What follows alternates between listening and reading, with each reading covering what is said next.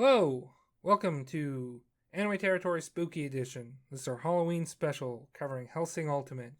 With me, as always, my co-host Benjamin Schabbing. I didn't come up with a Hello. spooky nickname because I forgot about nicknames until just this moment. Boojamin. Boojamin Schabbing is pretty good. Uh, okay, and joining us this episode is, speaking of spooky, a walking catastrophe, Brock Brumlevy, our friend from forever ago. Kindergarten, I guess. I mean, I wouldn't call you a friend back then, but you're definitely hanging around us back then. Brock, how you doing? I'm doing good. Yeah, around that age, I just kind of forced myself to walk and follow you around, and you guys just dealt with me ever since. Yeah, it's we eventually came to like you, like 15 years later. No, but this is your first time on the podcast, so you are probably our one loyal listener to this podcast. So first question for you, what's your favorite episode of the podcast so far? So I'm gonna be biased, and it's both the episodes of Code Geass. You have to pick one. Pick one of the Code Geass episodes. Okay, I'm going with 2, only because that's where Rowie introduced 6 inches. And ever since then, I've always been trying to think of something to put 6 inches in the comics, because you guys now are allowed comments. We've been allowing, I believe we've been allowing comments this whole time, or at least I always try to tell it to allow comments. I might forget, but truth be told, if you've left a comment, I've not seen them. No, I couldn't think of anything funny. I'm trying to think of something funny about 6 inches. You don't have to be funny. You can just put it in there. It's usually what you do with 6 inches, anyways. Yeah, it doesn't really. I mean, it's better if you can come up with a place where you can put it, and we'll like get mad at you, we'll groan pun, and then throw a basketball at you. But it's that didn't stop other people before. People just blurt it out sometimes. But yeah, no, I knew you were gonna say the Code Geass episode. First of all, because I've asked you this question before. Second of all, because you texted me saying that you were mad that we had Dylan on that episode. And I'm like, what? Yeah. Because you thought we were like, let's do a Code Geass episode. Who are we going to get? Dylan. And you were like, why didn't you think of me? I'm the one who recommended you watch Code Geass like 10 years ago. And first of all, I forgot that you recommended I watch that. I figured I just saw that everyone talked about it on the internet, and that's why I watched it. Probably a combination of that. Yeah, because it's around the time you was trying to get me to watch Steins Gate. Which, have you watched Steins Gate? Yes. Okay. I didn't know. I couldn't remember what the answer was to that. Yeah, no, it was after you text me, hey, I finished Code Geass. Now I'm like, well, I really have to force myself to finish watching it, and I'm glad I did. Yeah, no, Steins Gate's great. We're not going to talk too much about Steins Gate. We'll probably do that. We probably talk about Steins Gate a lot already, and we'll talk about it a lot in the future. But the reason, but that's not how it went. We didn't say, let's do Code Geass, let's get Dylan. We said, let's get Dylan. Dylan, what should we cover? He threw out a suggestion. I said, no, I don't want to watch that. I do not want to watch Tokyo Ghoul. I don't think Ben will like watching Tokyo Ghoul. And instead, how about we do Code Geass, because I know that's your favorite show. So I think you talked to Dylan and we're like, okay, I'm going to back off. I'm not going to be mad about this because it's also important. Spoiler alert, a big show like that, it's important to a lot of people, not just you. Yeah. No. Ben, did you, before we make Brock list off his top 10 animes and we just bag on his taste for like 20 minutes, do you have any questions you want to ask Brock for the show? No. Okay. Then we're going to, as tradition states, first time a guest is Oh, on. wait, I do have one. Okay. Sorry. I gotta know. Am I the funny one? There are episodes, yes. There are also episodes where Jonny makes me chuckle, though I generally like your comments more, Ben. This is a bunch of bullshit.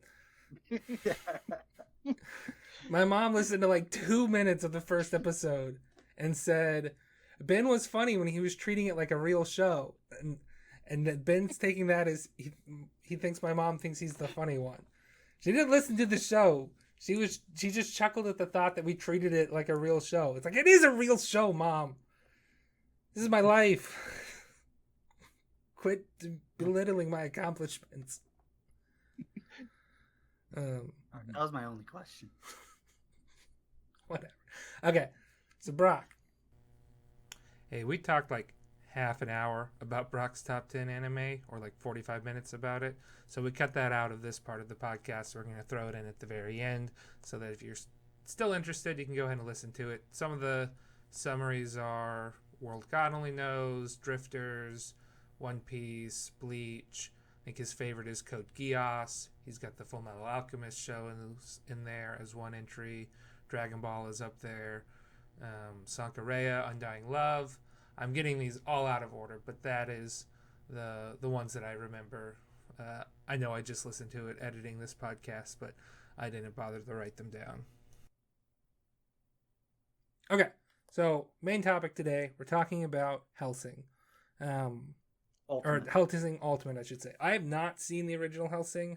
I thought about watching it for this, and then I thought, I don't think anybody's going to care.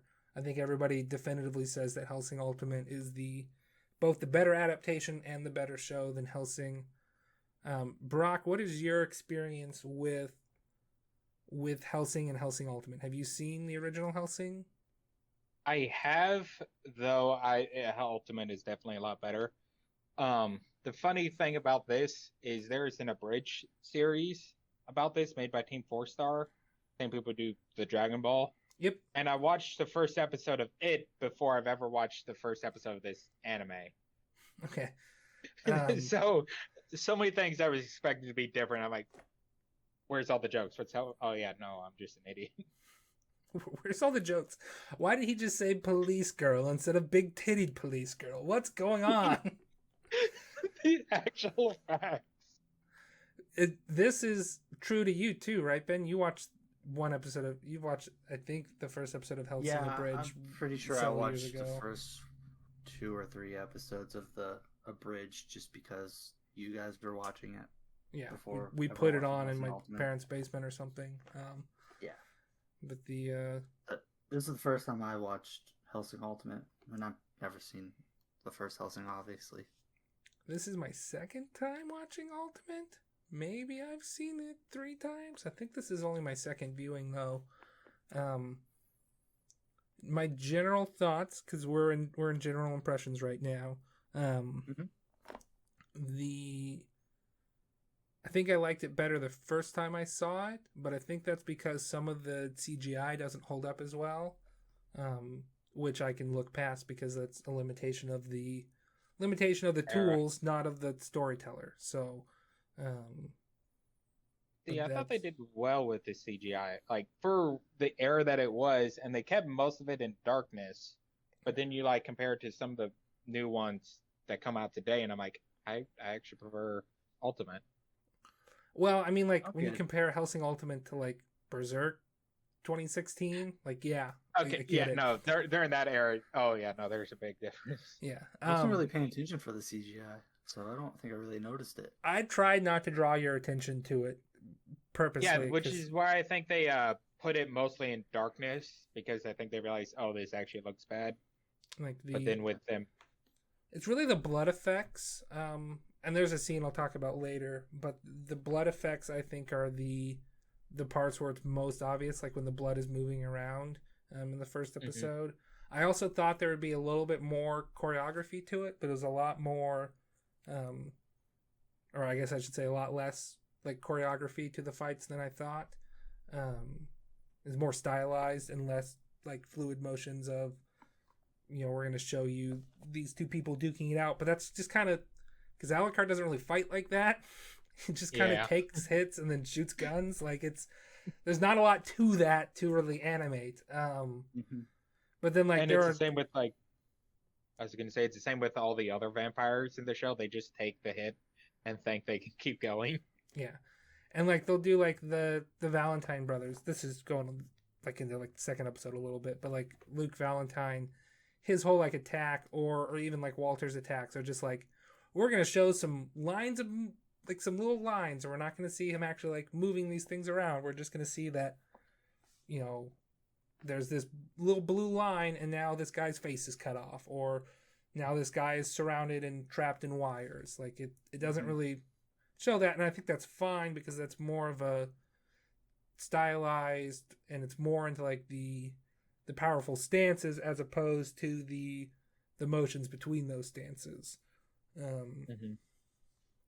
But so I think that was like, I was expecting something really, really, like next level, like, man, this is blowing my mind. And I think we get that more towards the end, but the first couple of episodes, I'm like, oh, this doesn't look like what I thought it was, what was hyped up in my memory for it to be.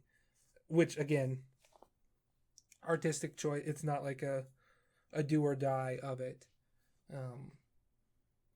So I like the show. I like Hellsing Ultimate. I guess that's my general impression. Ben, what are your thoughts generally of Hellsing Ultimate? Generally, I thought it was good. I kind of agree with you. I was expecting a little bit more like choreography fights, but it was just more kind of like a shoot 'em up almost. It's just he takes some bullets and then he shoots some bullets. That's about it. Kind of disappointed in that, but other than that, I mean, it's good. The episode lengths do feel a little long. I know it's like OVA, so they're like 40 to 50 minutes rather than your typical like 20 minutes. I feel like in some episodes you feel that more. Yeah, well, episodes will reach a natural breaking point, and then there'll be like 4 scenes after that, and it's like, okay, what is this? The end of the Return of the King? What's going on here?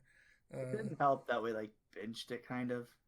Yeah, I like it'd be a little bit better if we kind of watched one, waited a little bit, and then watched another one. Well, that's how it was overall, released. It was released like years apart. Episodes were years apart. Yeah. So that's what I wanted. Years apart. No, it's good. It's fun. Yeah, that's about it. I like to say, this is one of my notes. This show exists so I can hear Crispin Freeman say cool things. That's my favorite part of every episode, when Alucard just says something crazy. Okay, so you guys watch Crispin Freeman ASMR. Yeah, it's glorified Crispin Freeman ASMR. Yeah. Brock, you were going to say something there. Yeah, so you guys watched this in the English, right? Yeah. Yes. Did you watch it subbed? This time I watched it subbed. It was just the only option on Hulu, which I agree with you. Alucard, English voice actor, is amazing. It is definitely one of the best things about it. Did you watch Haruhi at all, Brock? Yes. Okay, he's the main character in Haruhi too. He's Kyon. He plays Haruhi? No, he's not the titular. He's not the titular character. He's the main character. No, but it's just like, man, I could listen to Crispin Freeman talk. I mean, he's Kirei Kotomine as well. Yeah, he's Red Arrow in Young Justice. He never phones it in. He's always great. I love Crispin Freeman. I watched some of the special features on the DVDs, and it was the director of the dub, Taliesin Jaffe. It was basically just him like interviewing like some cast members. Each special feature was him interviewing a different cast member. But the first one is him talking to Crispin Freeman, and they were talking about there was some show. Strawberry Eggs was the name of the show, and it was something that Crispin Freeman was the ADR director on and was one of the characters on. And there's a deleted scene, not a deleted scene, but an extra in one of the DVDs of that shows that he talks about, where he does his character as Alucard. So like Alucard is like a gym teacher in a rom-com anime or something. And it's like, do I need to buy those DVDs just to watch that extra? Because I really want to hear this. There's like some good extras of like some other shows that he's done with the character where he's saying ridiculous things. Whatever. I love Crispin Freeman. That's my take. That's why I watched the dub. I think I watched the sub for some of the episodes back when I first watched it because I was illegally watching it and that was what was available and the dub wasn't made yet. But I don't know, he does solid work. It's great stuff. I think most of the cast is actually pretty good. A lot of the English accents are done by people who are actually English. So, like I know Integra is voiced by an actual English actress. Just stuff like that. The commitment they put in there is nice to Look, have. If they wanted If they wanted full commitment, they should have got the Queen of England to voice herself in this show. Who says they didn't? Guys, Is that not I'm the gonna Queen of go- England? I'm gonna do a That's very my quick Queen of tangent. England. Yeah. Johnny, I think you typed in the title wrong for strawberry eggs. Is there something called I My Me strawberry That's eggs? it. I My Me strawberry eggs. Yes. You can get it on Amazon now for $31.44. Like There's only one left. Is it like DVD. volume 1 or is it the whole No, series? it just says DVD. I don't know. I think that might be volume 1 because I definitely saw it on Amazon, but it was like Oh, okay. it was like $34 for like 3 episodes, and I'm like, no, I'm good. Yeah, it's only an hour 40. Never mind. I just assumed with it being that type of anime, they would just give you the whole series. Nope, that was made back in the day of because when he made that was when they were working on the original Hellsing, so it was back in the Okay. we're gonna have volumes of DVDs instead of seasons. Not realizing that seasons really sell a lot better, in my opinion, because I'm way more likely to drop $20 on a season than $20 on 3 episodes. So Yeah. or like $60 on a season instead of $20 for 3 episodes. Might be available on YouTube though. We'll look around, but like the deleted scene is what I want. Like I don't necessarily need the show. I want the deleted scene. I'll watch the show. Crispin Freeman's in a rom-com called Strawberry Eggs. Sign me up. I'm in. I know he's not the main character. He's like a gym teacher or whatever. Doesn't matter. I'm in. But that's... It's weird when you go off on a tangent, because I'm just going to go off on another tangent. Sorry. So, do we get to Brock's general impressions? Sure, fine. Yeah, I guess. Brock, what are your thoughts? Well, that's all the time we have now. So, no, I'm kidding. Should have figured as much. Besides agreeing with most of what you guys, I just really like the artwork of this. Yeah. This and Drifters, I just really like the artwork. I thought it was a lot better when I first watched it than rewatching it, but anime and artwork in general has gotten better over the years.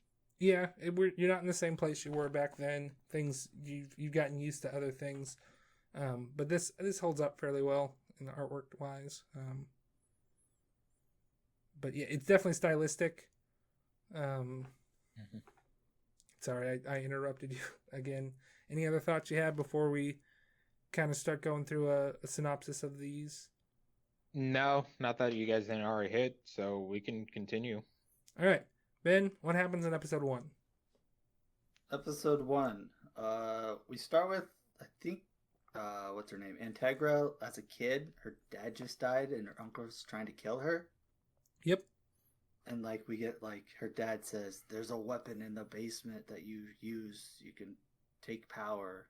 And she's crawling through the vents. And I'm like, is it a vampire? And then it was. So that's how it starts. Yeah, that is how it starts. Alucard's a Anyways. corpse, basically. He's like a decrepit thing. He gets a lick of blood and then he starts full on. rampaging. Yeah, so this is basically just the start of the show. We get all of our basic info we need. Integra is the head of the Hellsing organization, who are essentially vampire / monster hunters. Yep, the descendants of Van Helsing. Yes.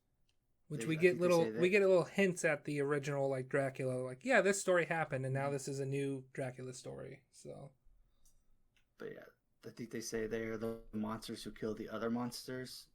Then in parentheses I wrote Irish, because they're British. I thought that was funny. Anyways, so I have we're something to say introduced- about this. Can we note real quick? No, I don't want to say it right now, but I want to come back to this point. They're the monsters who kill other monsters. I want to note that and come back towards the end of our discussion. Okay. Okay. So we're introduced to that. She has Alucard as her servant.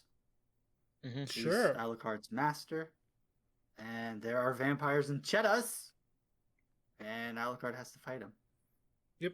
There's a rapey vampire priest. There's some police people Ghouls. turned into ghouls. There's a lady there. Some police woman. Victoria. I know she doesn't seem that important, but she gets shot through the heart before the vampire can rape her and turn her into a ghoul. Yeah, so I mean, she dies there, so not very important. Coincidentally, we then meet a new vampire that Alucard got that night, who looks a lot like her, but I know it's not her because she died. So no. This character is. I don't know what that bit was. She clearly was not dead. She got a hole through her body. She was still like moving and breathing though. Not for much longer. Boob was gone. Dead. What? I said her whole boob in front of her heart was gone, Ben. Yeah, she might as well be dead. She's missing a boob. I'm out. I would say she was dying. She wasn't dead. No, okay. This is probably my second favorite character. Is the policewoman Saris Victoria, the new vampire recruit. She was a virgin, so she turned into a full vampire instead of a ghoul. So all the vampires we meet in the show are virgins. Just want to throw that out there right now. Yeah. They died before they got laid. Because being a vampire counts as dying. So the next part of that episode is they just keep hunting vampires. They fight more vampires. We are introduced to Alexander Anderson. Who's great. I think. Yeah. I don't know if that's episode 1 or 2. That's episode 1. Yeah. He shows up. Okay. Which, small tangent. How come in any like horror supernatural setting, the church always has a secret organization that knows about all of this? In all media, why is that always a thing? Well, because it's true to real life. They're just putting what's out there, Brock. Because I think it's just because they're seen as like a secret organization, so of course they know everything. The real reason is that the church is a very old institution, and therefore has been around for a long time, and therefore that sort of area breeds mystery and mystique around it. So it's like the church has definitely got something hidden. It's probably not that they're vampire hunters. It's it's probably something we don't want to know about. Or maybe I'm pretty sure they hunt vampires. Anyway, I mean, it's the fact is it's just old and been around a lot, and that breeds a lot of rumors and myths around it. So if those rumors and myths exist in the real world, an author can take those and play on those and make it be, hey, here's something you know but slightly different, and it's going to be an idea that you've already been thinking about and is already like mysterious in the real world. So let's try to use that as a backbone. It's a crutch for storytelling. Crutch is not the right word, but because it's not necessarily a bad thing. It's not like you are limping in your storytelling, but it's just, it helps. It helps to take something that's pre-established and build upon it. Alexander Anderson's he's a vampire. I don't know what his exact title is. But he's like an inquisitor. Inquisitor for the Iscariot something. What do they call them? The priest of Judas Iscariot. I think it's just called Iscariot. Okay. But he kills abominations and heathens. Yep.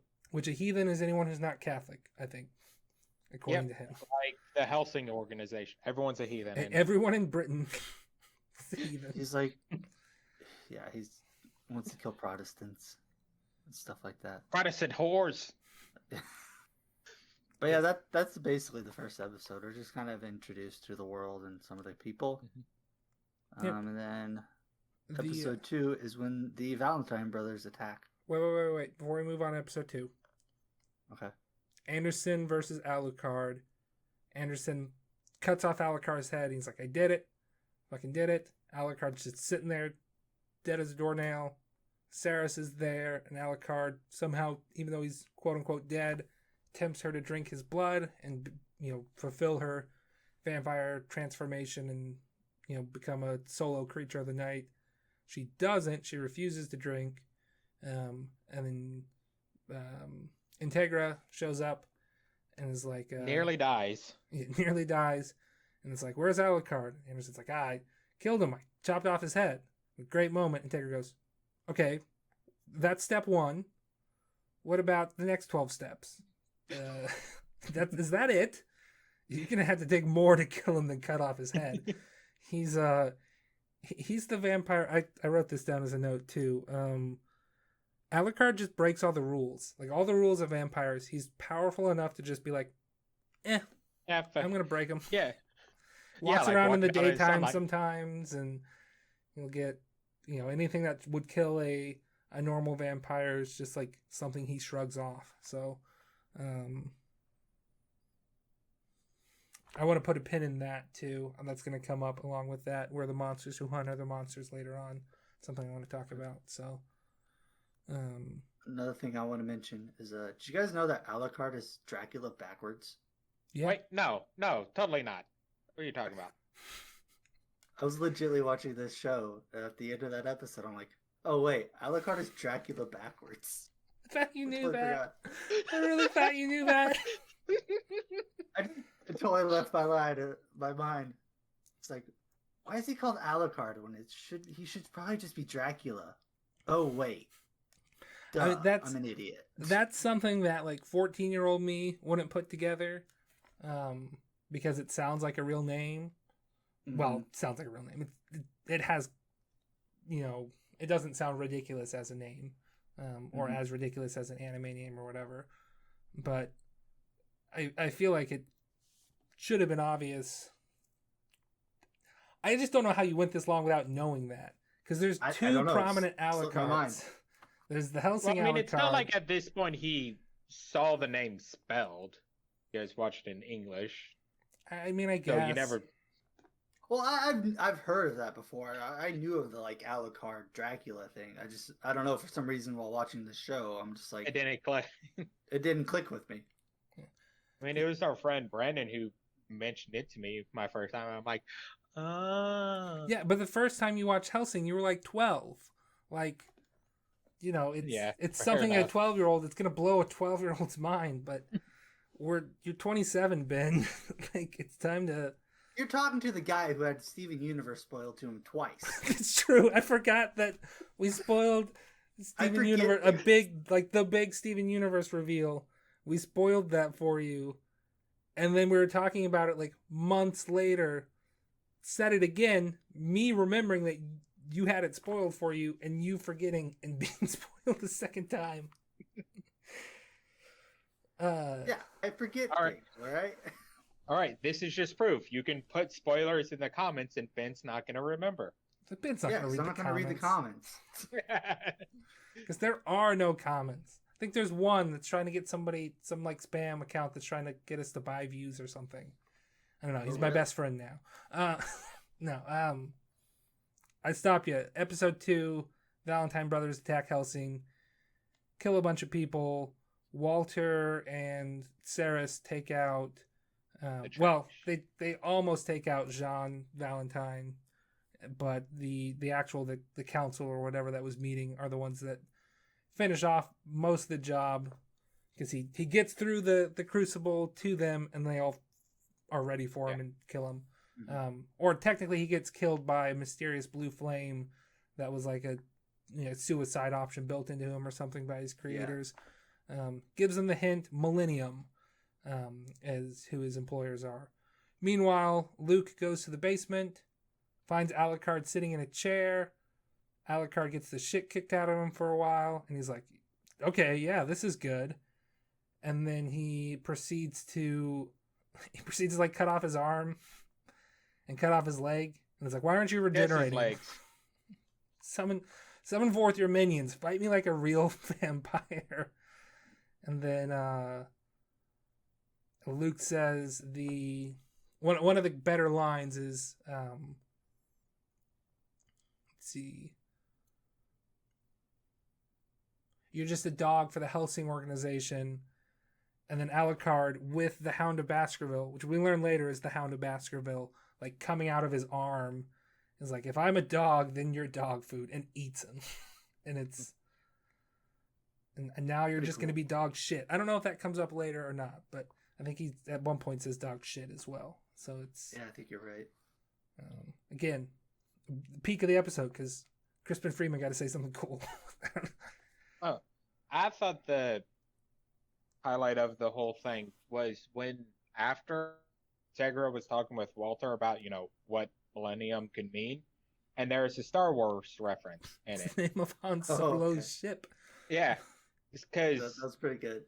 yeah, since this is supposed to be set, I believe, in like the 1980s I or think it's the something. 90s.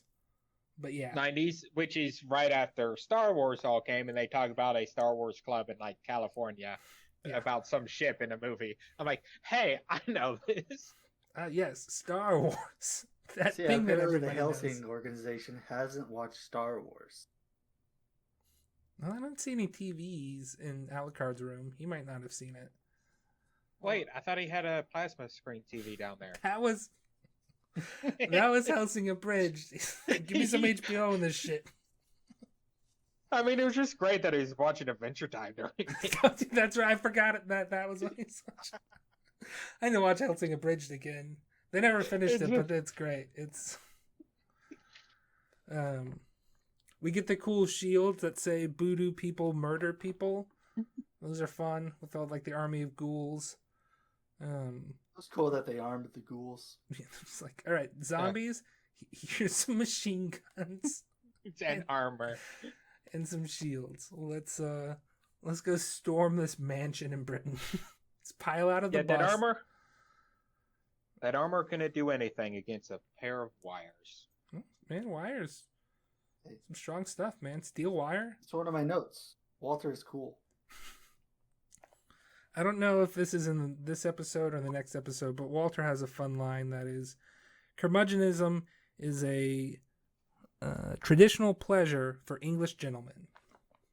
Which is like, yeah, okay. That's the trope that old English gentlemen are curmudgeonly. So I know that was fun. Let's see. I mean, that's pretty much episode 2, right? There's not much else that happens. So in episode 3, they meet with the Vatican at some art museum. They meet, I think he's a bishop, Enrico. Yes. Yeah, Bishop Maxwell. Bishop. Yeah. Oh, okay, Enrico Maxwell. I think it's Enrico Maxwell. Yeah. I just wrote Enrico as a cool name. Okay. So yeah, they meet. Basically, I don't know what happens after that. They kind of get into like a pissing contest. Yeah, Alucard and Anderson whip out their dicks to have a dick measuring contest, and they're like, "Hey, you're in a public art space. Put those away." And they're like, "Fine, this is not the place. I'll kill you later." I think at this point they only put it away when the group of old men came around. Oh yeah, Sarah like, saves the day. Old people. Let's just zip up. Specifically, I believe old Japanese people, because she's like giving the Japanese tour of the French Museum or whatever, which I think makes more sense in the sub when they're actually speaking Japanese. But anyway, it works. They put away their weapons. At this point, I think is when Shabs turned to me and said, "Are these guys going to be best friends?" And I went, "Sort of, kind of." That's like what I secret wanted. lovers. I wanted Anderson and Alucard to be best friends. Yeah, which they respect each other, or they did until a certain moment, which we'll get to. With the, I think there's an implication that Anderson is the reincarnation of Alucard's nemesis, like somebody that Alucard has fought several times over the years, because he'll reference a point like, "You almost killed me when I was on that chopping block, but you didn't."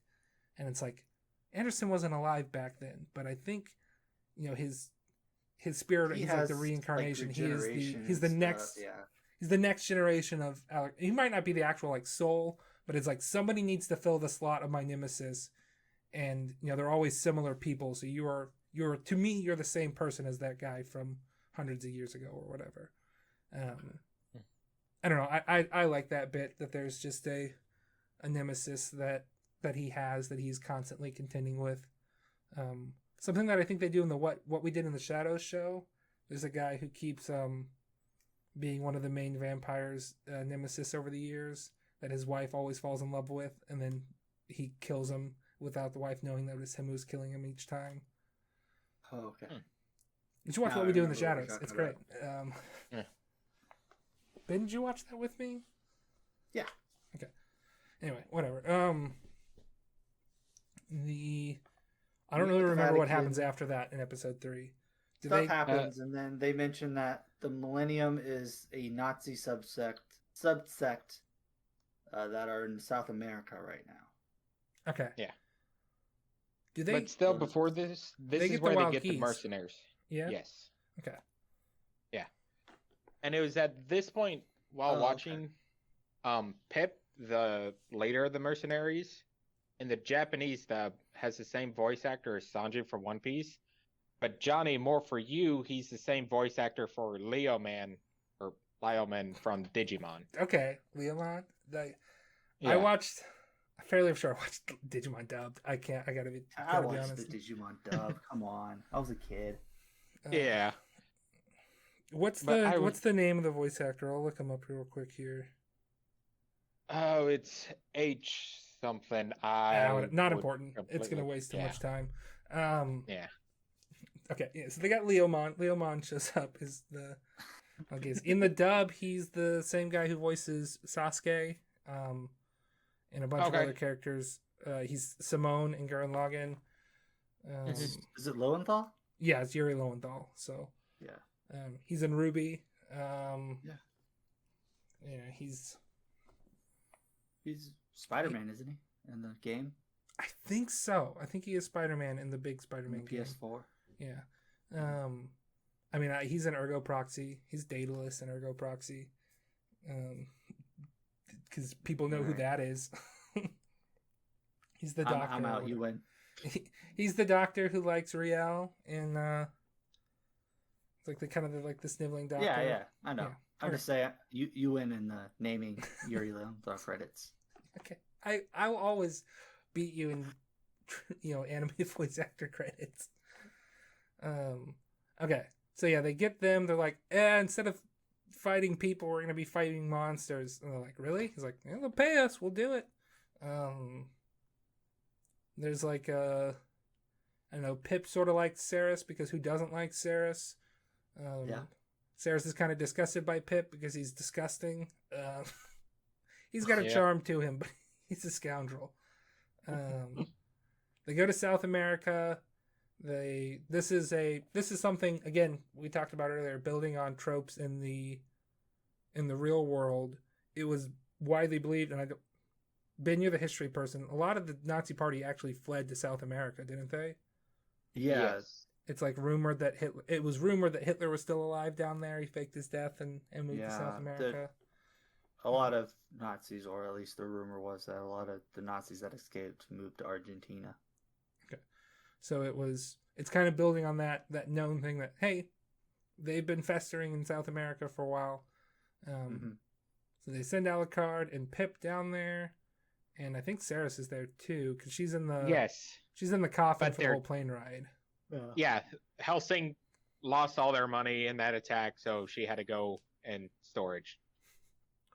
Well, it's also she needed to be in her. This is going back to Alucard breaks all the rules. Vampires shouldn't be able to cross running water. In the book Dracula, he was only able to cross running water by hypnotizing the people in the boat and staying the whole ride in a coffin from soil from Castle Dracula. So like that's kind of how he also had to like control the wind and the waves in such a way that it wasn't running water or something. So that's like a big thing in Dracula. Like, how do we get Dracula to London with all these, keeping in mind the running water myth rules? So like Dracula like controls the weather in order to get past. But I remember he does also become the mist in the book that surrounds the ship. So he is traveling across the water. Yeah, also. Yeah, but anyway, how do Alucard bridges is. work? What was that, Ben? Can he cross bridges if they're over running water? No, Okay. cannot. I just didn't know if it was just like water or is it? I don't think. You cross a bridge, you're not technically crossing. I don't know. It's simple.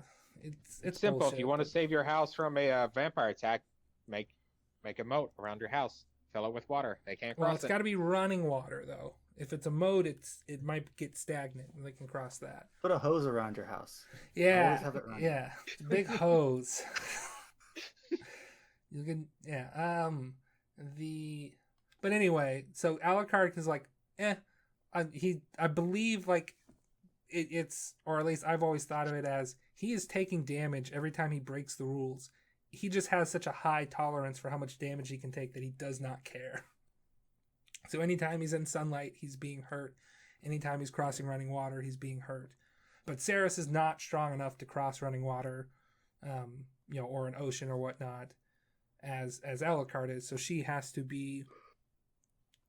stay in her coffin. Same reason why they make her sleep in it, because she refuses to drink blood at this point.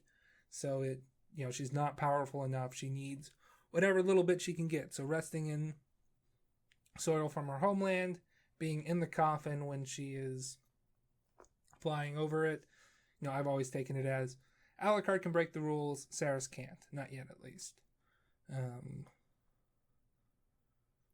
They fight the card Argentinian Nazi vampire.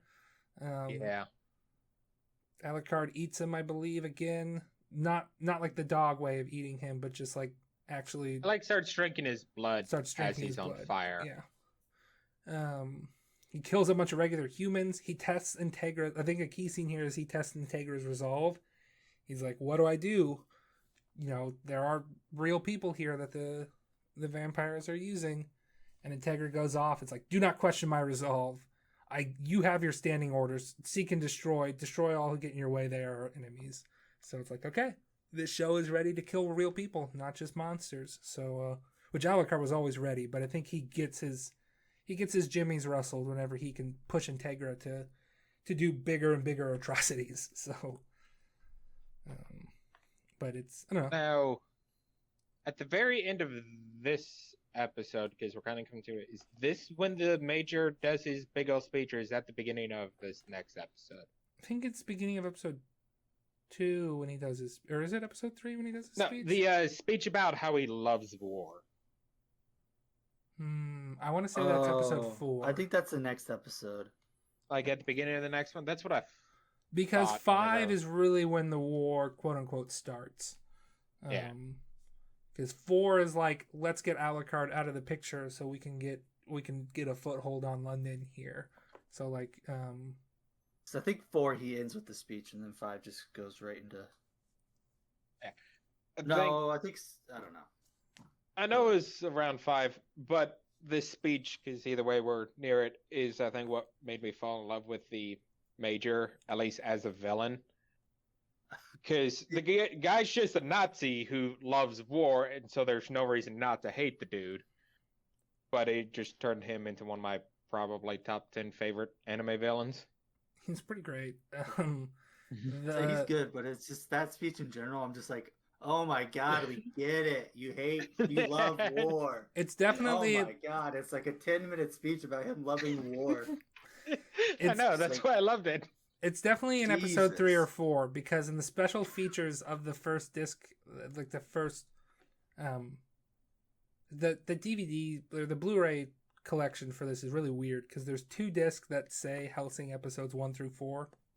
The first disc has the actual episodes on it. The second disc has the special features, and one of the special features is karaoke of the Major's speech. So they just play the Major's speech without sound and have the subtitles down at the bottom, so you can dub over the Major's speech yourself if you wanted to. That's my go-to karaoke song now. You play the Major's speech from Hellsing Ultimate Episode 4. You don't have it? What kind of karaoke place is this? I want my money back. Good thing I brought it. It's just like, what is this? Why is this special feature here? This is so dumb. They didn't even have like the little bouncing ball to tell you what part you should be on. You just got to try to match the lip flaps yourself. So, okay. So episode 4 is I have Nazis have an army of vampires and they plan on invading Britain. They take over, I think, a British ship. And This is where you have Rip Van Winkle. Rip Van Winkle, that's what it is. And she's is it Die Freischütz is the opera that she's always like singing from?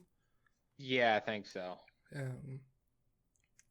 About like a guy who makes a deal with the devil and then eventually gets to be a great hunter or something, and he eventually gets hunted by the devil himself. Or I was trying to look up a synopsis of it. It seemed pretty cool, but I mean, first of all, I've never been to an opera. Second of all, I feel like the best operas are going to be performed in the language that they were written in, and my German's not that good. It's been a long time since I took German 3 in high school, so, and even then, it was kind of a joke of a class. So, this is like also like one of the last times that teacher was so close to retiring. I loved our German teacher, but like I'm not going to talk about this. German's not that great, so I'm not super familiar with the opera, but I looked up a synopsis of it. It was pretty cool. So yeah, they have this boat, and they're kind of like it's like bait. They know it's bait. Yeah, they're like, we can't leave it alone because it, could devastate us stuff, but it's not really in a range where we can do anything about it. So they're like, well, let's put Alucard on a super fast spy plane jet that'll get sent to him. He'll get over there quick, and then he'll be our one-man wrecking ball, and kill everyone on the ship and take it back for us. So and he basically uses a Blackbird, but like the British version of a Blackbird, I believe. Oh, I have no idea what type of plane it is. That's not. Because it like goes way up in the air and then just dive bombs. Oh yeah, it's almost like orbiting. It might like go into a little bit of the stratosphere or something, but yeah, which is what Blackbirds did during like World War II in Vietnam, and they did reconnaissance. So he crashes the plane onto the ship, and it forms a giant flaming cross. He kills all the people. Like, that's a good touch. Yeah, it's a very great scene. He stabs Rip Van Winkle with her own gun, which is very sexual innuendo there, and then starts drinking her blood. It's like I'm fairly for sure, like her like cheeks are blushing and stuff. I'm like, is this pleasuring her somehow? And I think that's part of the appeal of Hellsing, is that it's a very, very sexually charged show without there being. I mean, yeah, we kind of skipped over the younger Valentine, just talking about raping everyone. Oh yeah, he was gonna like skull fuck people and stuff. He was a card. The special features, the director talked to the two people who played the Valentine brothers, and one of them who played Luke Valentine, when he's at like a convention or something, people will be like, where do I know you from? And he'll say some stuff like, no. Hellsing? Okay, yeah, who are you in Hellsing? It's like, oh, I'm one of the Valentine brothers. Oh, are you the one that swears a lot? No, I'm the other one. But whatever. I watched some of the special features, but back to what's her name getting pleasured by her gun. It was at this point that we had been calling dibs, and I think Ben got some of the best dibs, but I called dibs on Rip Van Winkle, and then I retracted it. I'm like, nope, I don't want to have dibs on a Nazi. I'm not going to go that far. I'm going to retract all my Nazi dibs. And then Ben, you said, I'm fine with Nazis. I don't want dibs on any vampires. Which is... Did I say that? I think so. I'm not on vampires? Not on vampires. So there's only two people that Ben can go for. Well, he can go for... I think... Well, in the Nazi side, there's only two people he can go for. Okay, so do you count... Spoiler. Do you count... because spoilers, not everyone's a vampire. Yeah, the Major is like a clockwork man. He still counts himself as human. He's got a human brain. Though I think the argument of the show is that he threw away his humanity a long time ago. Is the other one, are you talking... The Doctor is not a vampire either? Not the Doctor, no. It's the captain. He's the werewolf. The captain. Okay. Well, so here's the thing. He might also still be a vampire. Because... It's kind of just left up in the air about that. Because a lot of the main vampires on the Nazi sides are creations of the Doctor. That he experimented with Mina Harker's body or something to create his abominations or whatnot. And if we look at the actual Dracula book, which I've read a couple of times, so I will probably talk about, Dracula has command of wolves. That's one of his powers. He is hairy, and he has command of wolves around his castle. So, a werewolf vampire hybrid thing not that That big of a far stretch because that was part of Dracula's original power set is that he could control wolves. So yeah, but yeah, he's more wolf than vampire, I would say. That's his cool thing is that he's a wolf thing. Yeah. Fun fact, the name of that character was only revealed in one of the works prior to Hellsing that the author did, which was a hentai. So if you know the name of that, I went to a panel at a convention where they talked about Hellsing, and one of the people there was like, if you know the name of this character, you've read the hentai. Or just Googled it at some point. But he does not get named in the actual show. So it's the fun fact about him. There's a lot of precursors to Hellsing that have characters in it that are just hentais straight up from the original creator. I think that's what that whole panel I went to was about the hentai stuff that came out before the show. Let's see. Is that ship called the Deus Ex Machina, or is that the name of one of their airships? That must be another ship because the aircraft carrier that they took over was the Eagle. Okay. Yeah, that wasn't the Deus Ex. The Deus Ex Machina I must think have that was one the of the ship. one of the Zeppelins, I think. So Yeah. I just have written down in my notes, Deus Ex Machina is a good name for a ship. I think that was the airship. Speaking of ships, I wrote down I'd ship it when it came to Alucard and the Queen. Hell Yeah, yeah. no. So that's a ship right there. The voice actress for Integra ships Alucard and Integra. She's like, they fooled around. She said that in one of the special features. Like there's a vibe there. They messed around. They've messed around, but he's never penetrated because she always states that she's a virgin. Yeah. That is explicitly stated in the show. I don't think the voice actress, when she said that in a special feature, remembered that. That was one of the lines of the show, but... No, Integra. Oh, okay. Yeah. Like, the Queen has kids. No, Integra. Gotcha. We kind of skipped episode 4, but that's mainly... Oh, that was the ship episode. That again. was all episode 4, yeah. Yeah, there's... So episode 5 is the Nazis invade London. I've got a note that episode 5 starts strange, which is like Alucard is dreaming and they're doing like the comedy bits that they cut to sometimes in Hellsing where the art style is slightly goofier.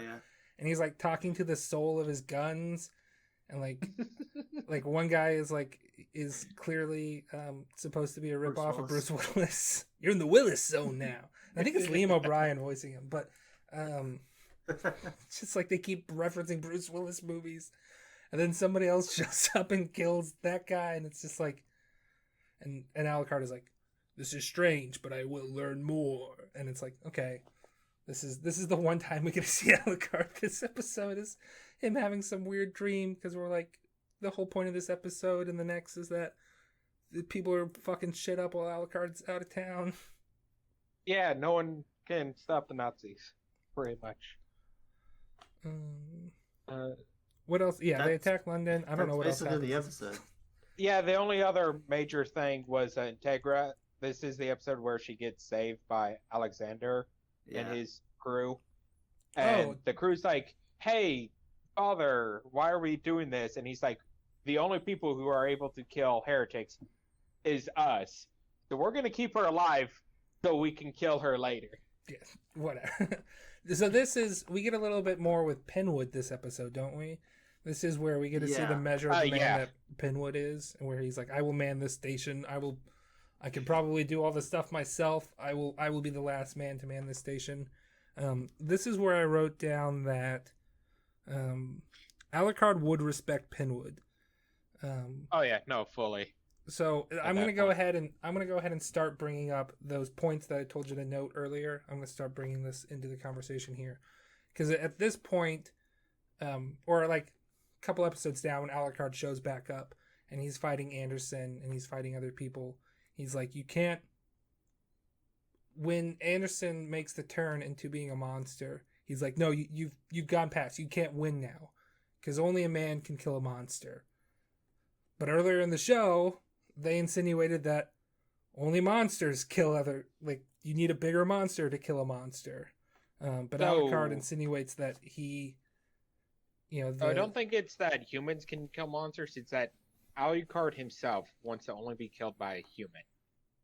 Well, but that's like the Alucard's whole like point is that monsters are weak because monsters are less than humans, not more than humans, because they couldn't bear the weight of a human Humanity. soul, a human Yeah. life. So they are cowards and therefore should only be put down by true men. So people that become monsters or take shortcuts, because Alucard kills plenty of regular people, but I think he wouldn't consider them real human beings, and because they're not acting as a full human being would. So like when he was bested by Van Helsing was a regular human. When he is like fighting Anderson, he's like, hey, you've augmented yourself, but you're still basically a human. So, let's have our showdown. You might be the one to finally do it.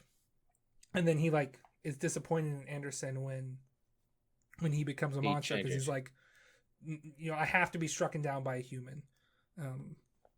Which is just this inconsistency that beginning of the show says you need a stronger monster to kill monsters. But Alucard being the strongest monster is like, you need a human to kill monsters. And was it Alucard who said that we're the monsters who kill the monsters, or was that? I think it was actually Integra, technically. Integra that says it. Yeah. Okay. But it's like So you could argue that that's not Alucard's stance. Yeah. That's just something Integra thinks. But with Alucard, it's like no monsters. Don't So kill I guess monsters, not necessarily humans do, that. something like that. I guess what I'm trying to say is the point the show as a whole is making switches from, hey, we're going to set it up that only you need to have a bigger monster if you want to kill monsters. But then the show turns around and says, no, you need to be a human to kill monsters. The reason I'm bringing this up now and not when we talk about Anderson is just because I wrote down that I think at this point, Penwood is a good enough man that he would be somebody that Alucard considers a person and would be worthy of killing him. I wanted to give Penwood the props. Also, Penwood looks like Alfred from Guess Who. I had to go look at that before the episode started. I rewrote down a note that's like, hey, that guy looks like that guy from Guess Who. And I think we actually did guess the name correctly, that it was Alfred. But I had to double check right? that. What was that? No. Sleepy Butler. It's Sleepy Butler. Yeah. Now, I love the small backstory with Penwood and Integra because Integra just bullies him. Oh, yeah. Giving That's her great. more ships and everything. I could use another helicopter.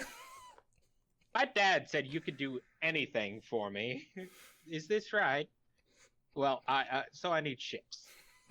I need these supplies. Here's a list. I'll have more by the morning. No, Penwood's great. But yeah, that's basically episode 5. There's a lot of murder. Oh yeah, There's a lot of murder in this episode of all types of people. So episode 6 must be the Zoran Saris fight mostly.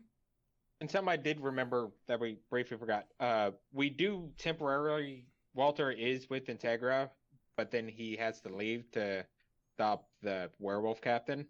Yeah, the captain shows up and so, like, drive as fast as you Integra can wants away by from here. herself. Don't turn back. And then we don't see anything of Walter for a bit.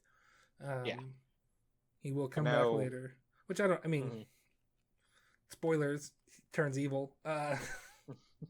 Or he's been evil this whole time, and he's undercover agent for 50 years. Because I guess he just really wants to kill Alucard. That's his thing.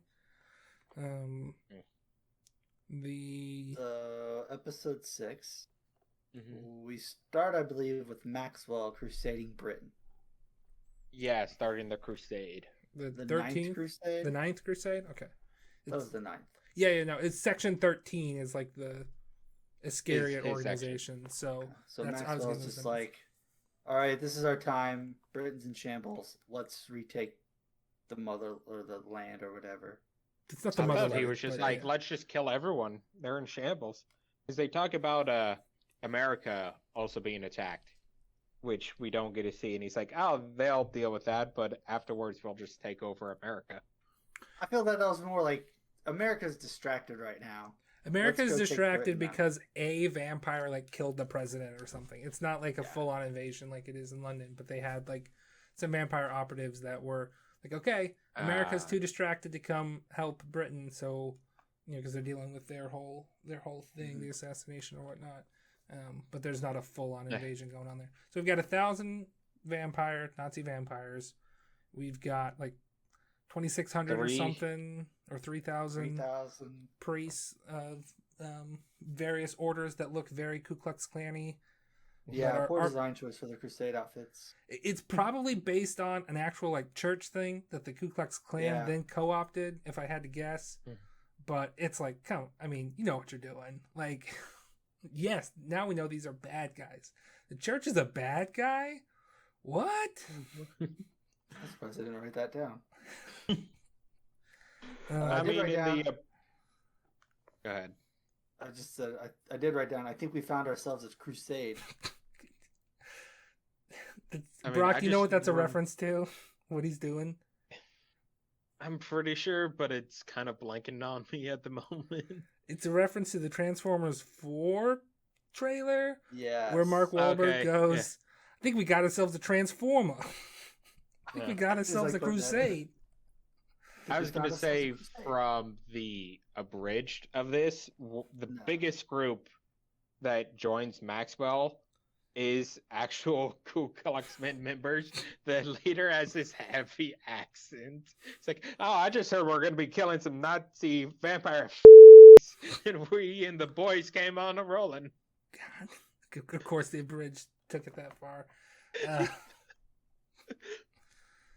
Okay. So yeah, it starts with that.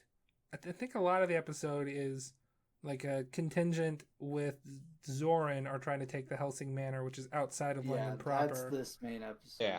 Which we should talk about that. Saris just keeps getting bigger and bigger guns. Like she's got like a small cannon in the episode 2 when she's fighting the Valentines. And then she's just got like 2 bigger cannons and a giant ammo pack. Love cannons. Strapped to the back, and it's like they keep giving Alucard bigger pistols, but Saris just gets cannons, and it's great. I love it. It's like she gets a bigger one too. Is that later on in the episode, or are you making an innuendo? No, later, like the last episode, she just blows up that glass with like a huge ass missile. Oh, that's right. Which that was like she stole that. That was a gun on a ship on one of the Nazis' airships that she just picks up and starts using. God, I love Saris. Saris is great.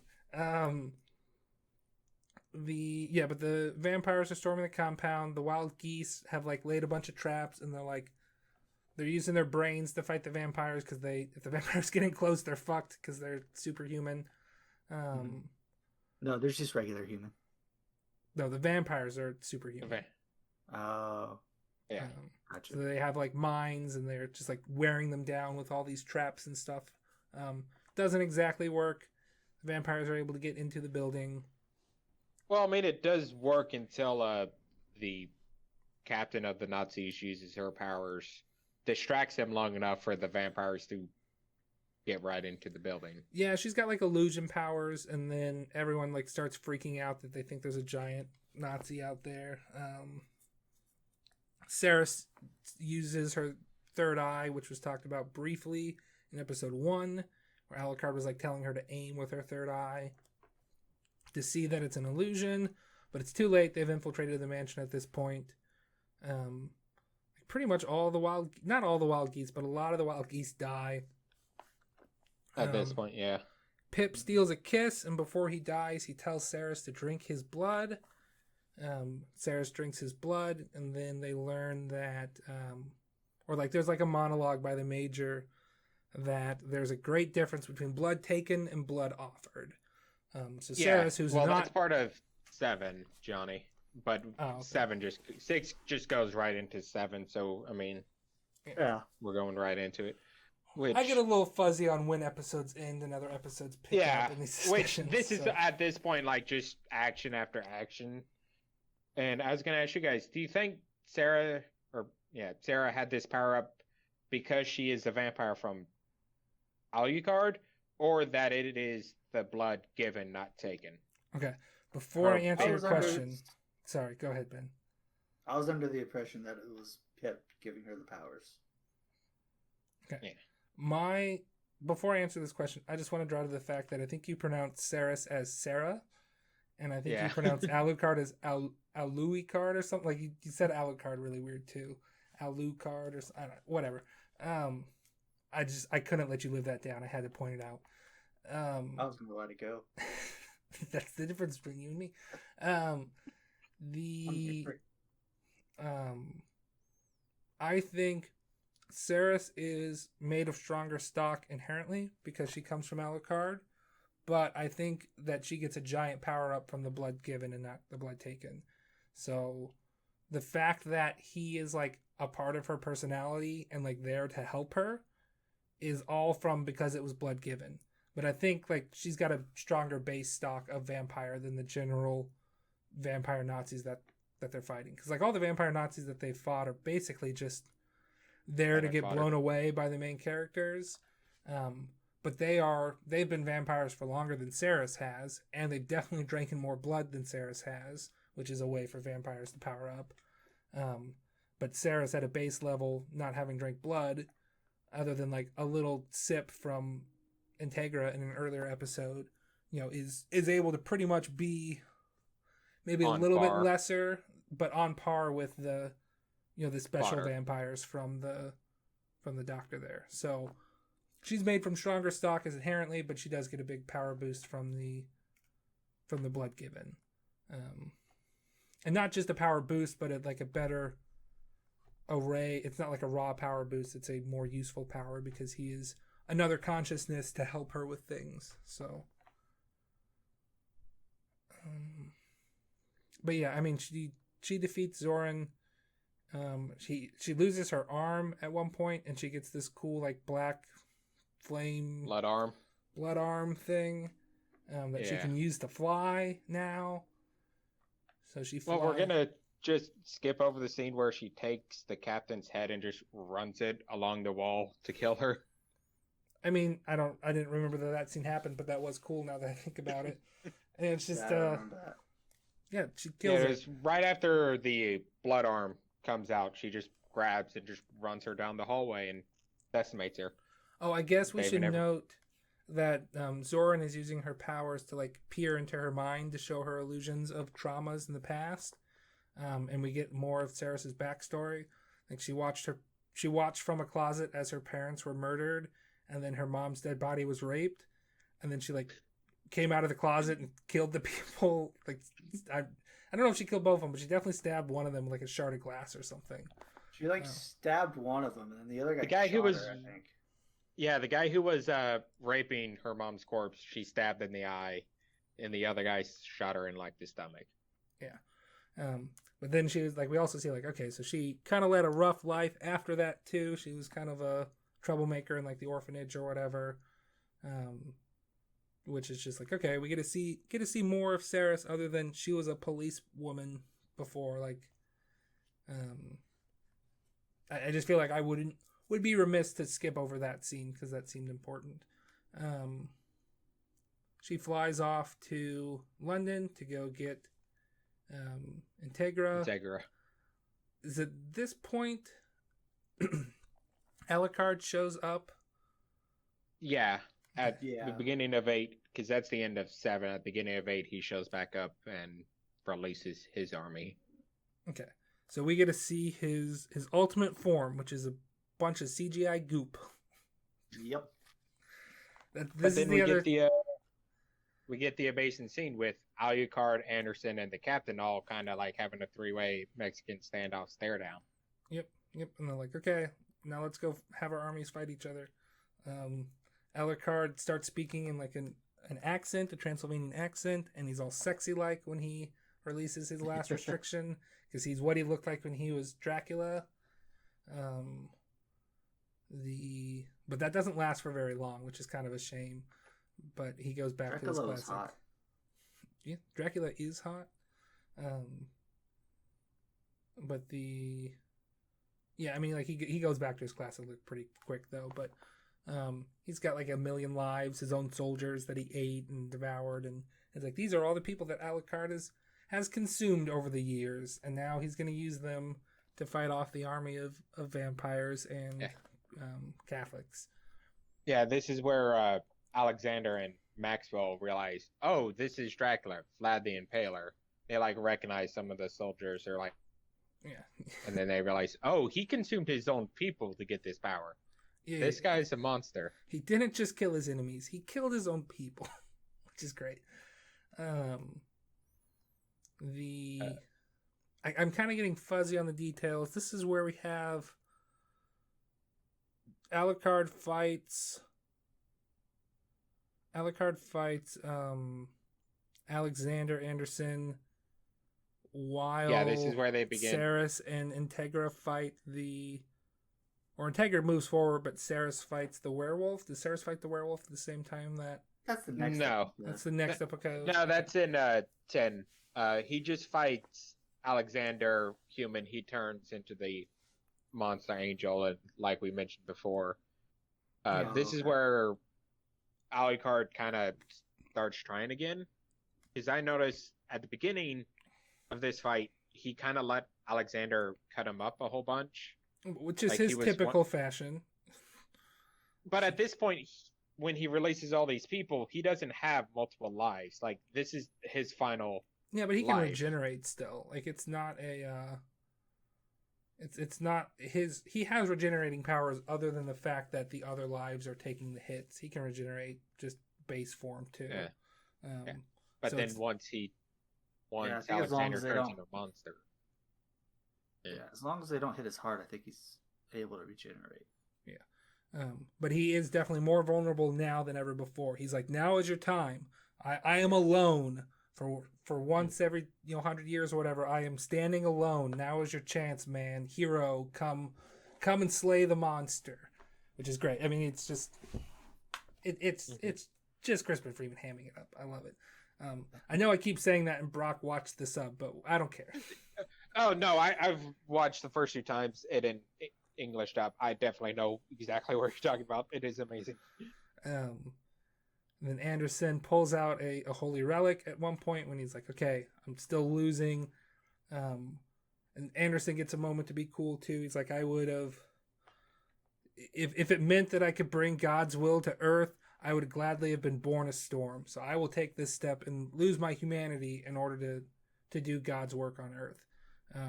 So he takes I believe it's supposed to be one of the nails that nailed Jesus to the cross, sticks it through his Supposed to heart. represent one of the nails that went into Jesus, I believe.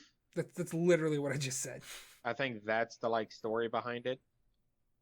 Though they only mention a name. That's literally what I just said, Brock. Can you guys hear me? So, technical difficulty. We had some internet issues in our Discord call. There might be some remnants of us talking over stuff. Whatever. The nail that Anderson uses is supposed to be one of the nails that was in Jesus's cross. Supposedly, that's how it gets its holy power. Why it's a relic. Stabs it through his heart and becomes like a wood monster thing, vine thing that can regenerate. But I don't really remember how. It's like Alucard just grab his heart at some point and squash it, and that's how he kills him. Yeah. Okay. Yeah, at the end, pretty much. But yeah, this is the part where Alucard dismays and does this whole cant about, it has to be a man who kills me. You can't. If you abandon your humanity, then you can't really defeat a monster.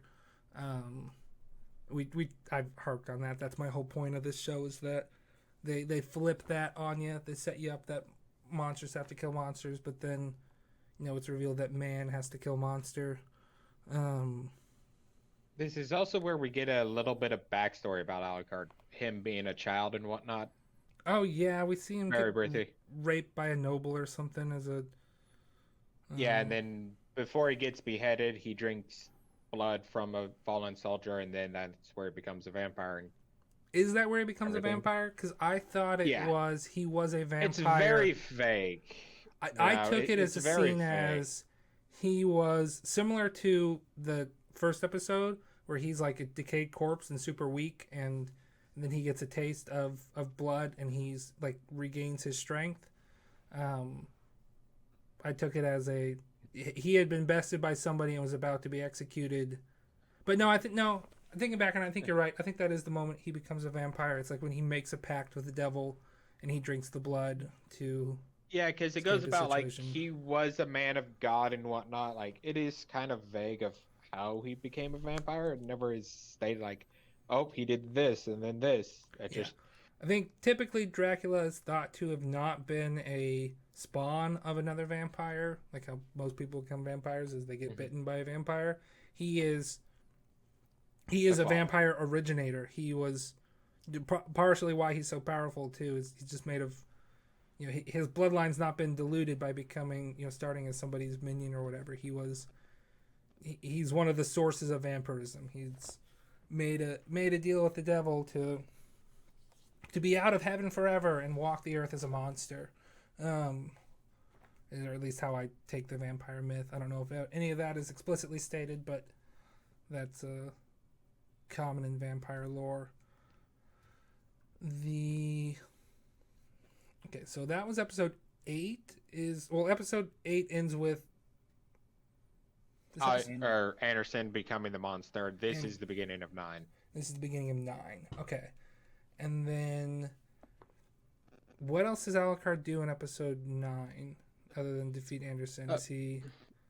No, pretty much you get the backstory. He defeats Anderson, and this is where Walter shows back up. Okay, Walter shows back up in this, and he's like, I'm all young, and now I'm on the other side.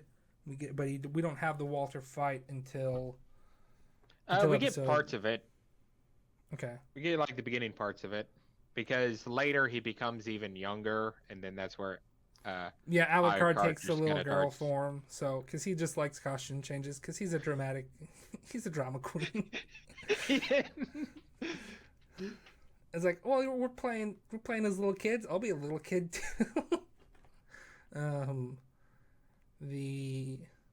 Which I took it as that's what Alucard looked like when he was young, if he was like properly trimmed, because we get that flashback as him as a boy, where he has longer hair. So I'm like, I thought it was just a well-kempt young Alucard, but I think it's explicitly stated as a young girl version of Alucard. Yeah, at that point he becomes a girl, and it was the time. It's what he looked like during like World War II when he first met Walter, and it's kind of an insult, like, "Oh, you're now so young, you've never changed," and he goes back the way he used to look, just to kind of fuck with him, yeah, sort of thing.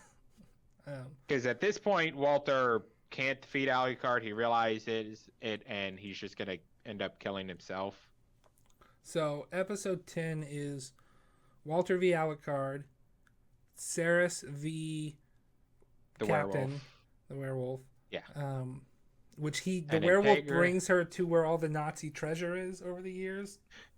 Specifically so that she has a source of silver to kill him.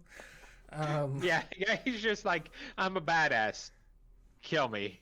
Well, he's like Alucard in that he doesn't want this to be I'm overpowered. He wants to have a genuine fight. So he knows that, for her to have a chance, she needs to have access to silver. So he gives her access to silver because it's for the thrill of it. Like it's about the contest, not about He's a winning. gentleman.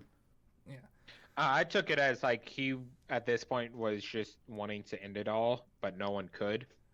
No, I think it's Alucard's whole thing, and I think the captain's not his whole thing, but part of his thing is that immortality ultimately is boring.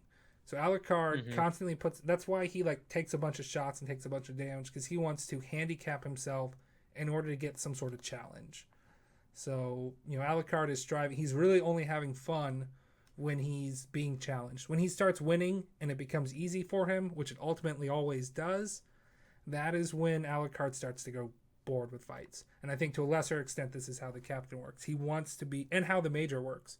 The major is perfectly fine with losing. He just loves the conflict. Which, I think it was at the beginning of 9 where it shows him trying to shoot this like usurper in the army, and you see that he can't shoot anything at all. He's shit. Even at point blank range. His stats And are I believe terrible. I believe the doctor mentions like, how did you even join this army with aim like that? It's like, how did you get the rank of major while being such a shitty aim? It's like, surely there must be tests that you have to pass. And it's like, no, he dumped all his stats into intelligence and charisma and maybe wisdom. Doesn't have much dexterity. Doesn't have much strength. Yeah. The doctor doesn't really do much other than like run away towards the end. Yeah, he tries to run away. This is where we reveal how he's making the vampires, and Walter is like, I'm gonna be good for a little bit, and kills him. Yeah. Because at this point, at the end of the Walter v. Alucard fight, Alucard starts draining all the blood from London streets, so not just his own like people that had been defeated, but also all the Londoners that had killed and all the Nazi vampires that had been killed. He starts and the Crusaders, yeah, the Crusaders. He starts absorbing all that, becoming even more lives added to his repertoire, which was the Major's plan all along. Was that the like how do you take down a tyrant? A tyrant's weakness is deception and poison. You don't defeat a tyrant, a warmonger in war. You slip poison into his wine. So they and vampires immune to typical poison. The Schrodinger, who we haven't really talked about, is like the message person, cat boy vampire, cat girl vampire. Yeah, it kind of a vague existence there. Definitely voiced by a woman, but I think it's supposed to be a young boy. It's like the messenger. Well, it's the whole thing about Schrodinger's cat. Is it this or is it this? You never know. It is both. Until you observe the results could be either. So when the cat is in the box, we don't know if it's dead or alive. So Schrodinger is the personification of that. He is everywhere and he is nowhere. He is a paradox. He is, he's alive and dead. They kill him several times and he just shows up in another place. Like he's not really affected by typical things, but he kills himself and drops into the river of blood. Alucard, drinks him and becomes him. And because of the nature of Schrodinger being like the confusion of, you are everywhere and you are nowhere, compounded 3,424,867 times, because they say that number. I wrote it down. Compounded by that many lives, just causes Alucard to not cease to exist, but not have control over himself. So he is kind of in that in-between quasi state at this point. We'll touch on that a little bit later, but really the Walter survived, though he didn't really win. He kills the doctor. Slightly before that, the Major, Ceres, and Integra have a showdown there. We reveal that the Major is like, I've been a human this whole time. It's you guys who are the monsters. Which I think is another theme of the show, is that, hey, what is it to be human? Because I think of Ceres mostly as a human through most of the show, even though she's definitely a vampire, logically. But like, is it intentions? Is it what you do? And I think Integra argues that you abandon your humanity, when you committed yourself to the ideals that you love, 50 years ago or whatever. It's not a question of, are you physically a human brain? It's a question of who you are as a person, if you really count as a person or count as a monster. They have their showdown. He dies satisfied. I don't know. It just kind of winds down at this point. I feel like I'm being anticlimactic, but yeah, I mean, because the Major goes on like he defeated his archenemy, and now he became theirs. They need to defeat him, and Integra finally told Ceres to kill him. It all winds down and just kind of goes 30 years later. Yep. We see who is the next head after Maxwell. Yeah. Talking to Integra. Yeah, and like the new Anderson is one of Anderson's like two proteges, which we didn't really talk about. There's one who uses the samurai sword and one who uses like double guns. Samurai sword lady dies to The other guy gets his cheeks blown out Yeah. or something. Which I don't know if this is a guy or a gal because it's definitely voiced by a woman. It's a guy. Like, Yeah, I guy. think it's supposed to be a guy. Okay. But she is who kills Walter in the end because she gets revenge for what Walter did to her compatriot. But yeah, she's still around. She's basically the new Anderson or whatever, the muscle that accompanies the bishop. They're like, we're gonna have our 10th crusade or whatever. These Hellsing people are weak, and they're like, not really. Let me show you something. And they tear off a piece of wallpaper, which is when we reveal that like Pip makes a noise, and it's like he's everywhere. Ceres's shadow, and like is the whole building also. So it's like the building is guarded at all times by Ceres's shadow, and Pip being that part of her. Integra is old now. Ceres is like, no, you look the same. It's like, nope, I'm old now. Yeah, I like how Integra is like fencing with what's his name's grandson. Pinwood's grandson. Yeah.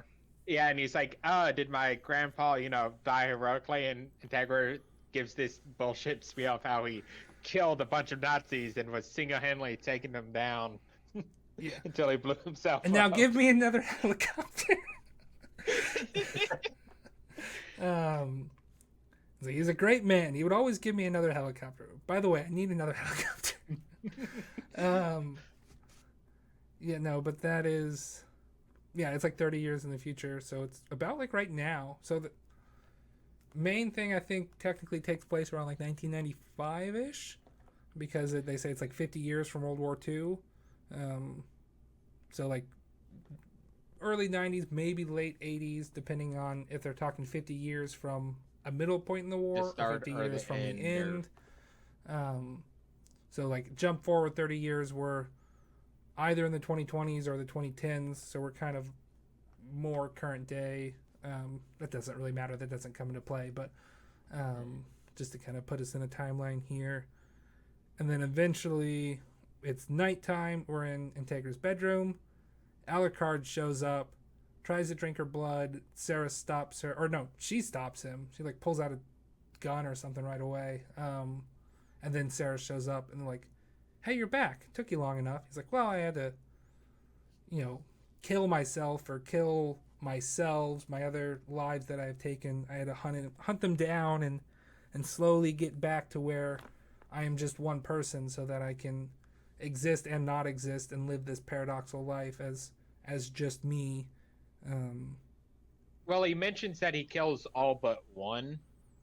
Well, I think that means he kills all but himself. Like he's... Well, like him plus one, and it's supposed to allude to the Schrödinger's cat is still within him, which is why he's able to be everywhere and nowhere. He still has its power. And Ben, maybe you should weigh in on this, because this is a discussion we had before we started recording. I think it's just Alucard alone. He has the power of Schrödinger's cat, but that doesn't mean that Schrödinger's cat is still in him. That power is part of him now, and he is the only one left. You could even theorize that possibly Schrödinger's powers are accessible to anyone so long as they are grasping of the situation, which is impossible to grasp. But Alucard is back. He's even more powerful before because he's got the Schrödinger's cat ability than he was before. He's reached a different type of power, and that's sort of where the show ends pretty much. I don't think there's really much else to talk about as far as the show goes. Offer some blood, yeah, because in the 30 years he hasn't eaten or anything, so he could really go for a bite to drink, I think is the joke they make either in Abridged or in one of the first episode. But yeah, that's the show. We're at like 2 hours now. We had a little bit of technical difficulties I can cut out. I think I'm gonna cut out maybe some of the top 10 stuff we did at the beginning or move it to the end so that we get straight into the topic.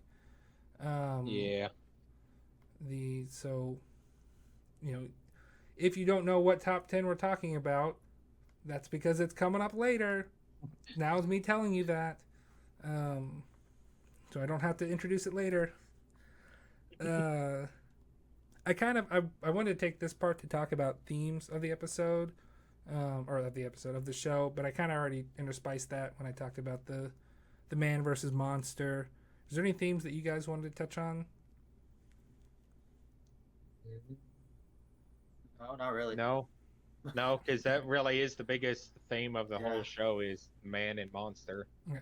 So I've got a question for both of you, because what did you think the show was going to be before you watched it? Because this is not what I thought the show would be when I first watched it. You want to answer first, Ben? I thought it was just gonna be Alucard fighting other vampires, which is kind of what this is. But I didn't expect Nazis in the church to be maybe the church, but not Nazis doing involved. Thought it'd be a little bit more just typical fighting vampires. It'd be like a head vampire, like nemesis that he has to defeat, but nothing like this Nazis and a war and all that. Go ahead, Brock. As you can say, it's if you would first rewatch it today, and if you watch Castlevania on Netflix, you might think they'd be very similar. You know, them with the help of one vampire is going to defeat the head vampire. Turns out that's just not the case. Yeah. And if you haven't watched Castlevania, go watch it. It's great. Oh yeah, no, I've seen the first 2 seasons. I think there's a 3rd season I haven't seen, which I'll need to go see. Mm-hmm. Or maybe I've seen 3 seasons and there's a 4th season I need to see. But there's only 3. Okay, so then I need to see the 3rd season then. No, but I thought this show was going to be like monster hunting. It was going to be like, okay, this week they're hunting this monster, you know, they're going to be hunting some other monsters, then maybe there's a big bad or whatever. When this took a turn for, we're going to go to war with Nazis, I'm like, that's not what I was expecting. I was really expecting it to be more like the first episode, where it's like they're going around to places trying to solve a mystery, So kind of like Supernatural-ish. I guess. I've only ever seen one episode of Supernatural, like 15 years ago. Like Scooby-Doo. Not like Scooby-Doo. Well, Supernatural, the whole show is just them going around fighting monsters, and it's different monsters, like each episode with a big one at the end. Yeah, I was thinking it would be a little overarching plot, but a lot more like just general monster hunting and mystery solving. Whereas they really only have the one mystery, and it's solved by episode 3. It's the Nazis. It's honestly probably solved by episode 2-ish. It's like, it's the Nazis, and now we're gonna have this weird war. I did not expect the show to go in that direction when I first started watching this. I just want to touch on that, expectations. We've played that game before. It's like, what do we think we were going to get into? But since Roey's not here, but we do have a guest, we have prepared some questions for you, Brock. Ben, I've got 5 questions. How many do you have? Oh, I think I brought one up already, so I just have one. Okay, let's go ahead and do your one before I start mine. Okay, so my question was, did the Major go to Greendale? Do you know what we're talking about? I really feel like I should. I know I heard that reference somewhere before. Greendale is the college from the show Community, and their mascot, they're the Greendale human beings. So when the Major's like, I'm a human being, I think Ben turned to me and he's like, okay, can you go to Greendale? Okay. No, I don't believe he went to Greendale, Ben. I'm sorry. Okay. I mean, as we've seen, he's not an actual real boy. I mean, they gave a dog a diploma. I'm sure they could give a robot a diploma. The guy that gave a diploma to that architect whose bridge collapsed, and they're like pulling stuff out, and there's like a broken Lego thing, and it's like, what is this? It's like, and that was his thesis. It's like shitty, bro.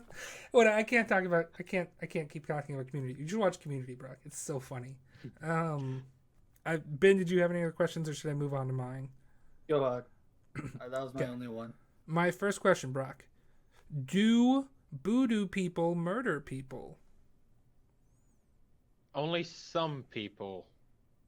Only some voodoo people murder some people? Yeah, I mean, they only murdered some of the guards, and then, they died by everyone else that was there. Okay. So they only kill some people.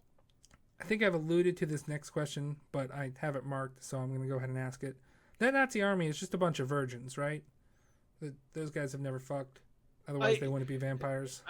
Like, I want to say yes, but then the doctor comes around and says he's like screwed with things before. So I want to say they were virgins before they became vampires.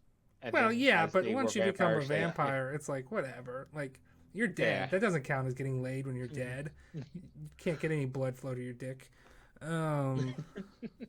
Okay. This next question comes from the end of one of the special features when they're talking to Crispin Freeman. They ask, like, as the credits are rolling, who would win in a fight, Alucard or Darth Vader? So Alucard at the end, because he has that whole power of, am I here or there? That whole thing is, so long as Vader Correct. is looking Alucard wins. at him, yeah, Alucard will win, because as soon as Vader stops looking at him, he'll just come back alive. Next question. Why is the moon always full in Hellsing? Every time they see the moon, it's a full moon. Why is that? Is there some sort of like problem with the moon's rotation where it's always showing as full? It's never hidden by the sun or never hidden by the earth? So I noticed this too, so please answer this. So what I want to say is, like, they've, even besides England and Ireland, it could be full moon in England, and then, can another day it'd be full moon in South America? I don't know days how won't moon line cycles up. work, so I'm going to Yeah, go the ahead. moon cycle. The moon is technically always full. It's just we can't see the moon. So, like, Know what are I we mean? getting... Is this like a vampire's third eye thing? So since, like, vampires have that third eye and can see things that are there, even though, like, illusions are hiding them, that's why we're always seeing the moon is full, because their third eye lets them see the It's full probably moon. Alucard just using, like, making a blood ring around the earth and, like, just stopping the rotation. So it's like, I want this full moon. Don't ruin my night. Got it. He's a Probably just drama stylistic queen. choice. Okay. Now this one has nothing to do with the show. This is something that we saw, like, on the anime subreddit, that somebody had this devastating opinion, and when we figured it would be best to ask to see if you shared this devastating opinion. Is the Demon Slayer movie better than Your Name? No. Okay. I don't think so. I think Your Name is far better. Like, in a pure movie sense, and even the story, Demon Slayer without the rest of the anime and manga is kind of just it's people fighting on a train. Your Name's probably going to go down as a classic in years to come. You're smarter than that person. I'm thinking higher of you now, Brock. You have I'm a really valid glad you answered opinion. it like that. We would have had it in the podcast, right? We would have had to scrap the whole thing. Yeah, it'd be like 2 hours wasted. We're gonna record the Hellsing thing without you. Okay. So Oh, that was actually something I forgot to mention that I found out. Between episodes 5 and 7, the animation was all done by Madhouse. oh yeah, no, they Okay. switched animation departments. 3 or 4 times. Yeah, like 3 or I 4 was just like, times. oh hey, so- Madhouse, I really like that one. I can't Madhouse did remember. Sunny Boy. Madhouse does a lot of. I mean, I can't think of any off the top of my head, but I think they were involved in maybe Fooly Cooley. I know, like, that was Gynax mostly, but Madhouse, a lot of these, Madhouse has got its fingers in a lot of pies. But yeah, no, that's another thing is the animation. I think it gets better as it goes on because these were released like years apart at some times. Like 9 and 10 were released like a year or two apart, so it was like crazy Well, I waiting for went these to and- come out. Looked up the listings for the Hellsing. The originals were actually weekly, those that were in The original show. the original show. Well, I guess that was the original. In Ultimate, they were a few months apart in Japanese, but then when it came to the English, each one's like a year and like 6 months or so apart. They were very far. Like the first episode was back in December of 2006, and the final one was October 2014. Yeah, it was a long wait. I remember that much. And I got into it like around when like episode 6 or something had dropped. So, or maybe episode 8. It was still like, oh, I gotta wait a while to finish this. Great. Great.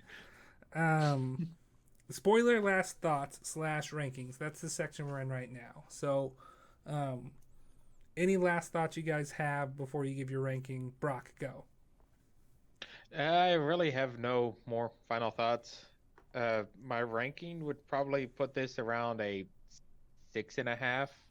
It's Okay. good. It just kind of goes places that you wouldn't think. There's no deeper story besides vampires killing vampire Nazis. That's really cool, man. It's if it's cool, it's worth watching. Ben, your thoughts, final thoughts, and ranking. It's good. I think it's definitely worth a watch, especially the dub if you like Crispin Freeman. It's almost worth it just for him. Ranking wise, I wouldn't go above a 7, so I think 6.5 is about right. I might go a little higher to like actual 7, but in that area. I wasn't expecting to be the one who gave this the highest score, but I think I would give it somewhere between a 7 and an 8. I'm putting it there because it does its job of entertaining me. It's fun. It's not got a deeper meaning, but it is well liked for a reason. It's a fresh take on a vampire story that I think influenced a lot of other things. I like the characters. The main characters are fun. So I would bump it up to a 7 or an 8, honestly. But I really was not expecting to be the one to give it the highest score either. So I guess that just goes to show that even I have terrible taste sometimes. Well, just means you like Nazis. No, I revoked my Nazi dibs. We talked about this. I've decided, no, I can't change them. Look, it would have definitely been an 8 if they showed more of the Queen and like her relationship with Alucard well before then. Can I quote you, Brock? If there was a full penetration scene between Alucard and the Queen, that this would be an 8 out of 10 anime. You can quote me on that. Yeah, sure. Okay. Alrighty, that's going on that'll be on a future release of the shows. It'll be like Anime Territory said 8 out of 10 if it had a full penetration scene with the Queen. No, it'd just be 8 out of 10, and then when you read the full context, it's like, oh. Oh. Okay. All right. So since this is a special, we're not really going to talk about our next thing in the end because we're recording it out of order. We're not going to talk about what Shabs or I's next favorite anime is in our top 10 lists. So I'm just going to go ahead and transition that. You can watch us on YouTube and Apple Podcasts, Anchor, Spotify, Google Podcasts, a couple of other places. We're streaming on Twitch the Saturdays before episodes drop out. Not this episode because it's coming out on Halloween and we're not going to stream 2 weeks in a row. But we're playing through Chrono Trigger right now. We're definitely into the second half of it now. We stream from like 10 to midnight to kind of count out the release of the episode. We're probably going to be streaming some other different things. So I don't know, pay attention to that. You can follow us on Twitter at anime_territory. I don't know, sometimes I tweet out weird anime opinions. I'm trying to get Shabs to tweet something. He has yet to do so yet, but I'll make him tweet something eventually. Brock, was there anything you wanted to plug or talk about before? I know you don't really make content other than you showed up on this episode, but you want people to go watch a show or anything like that? Get some last words in? No, just keep an eye out. Keep coming back. These guys are great. Yeah. Oh, thanks. I don't think we have a quote from the show to use as the outro, so I'm just going to go back to the original outro of not the original outro, the generic one of you're now leaving the anime territory.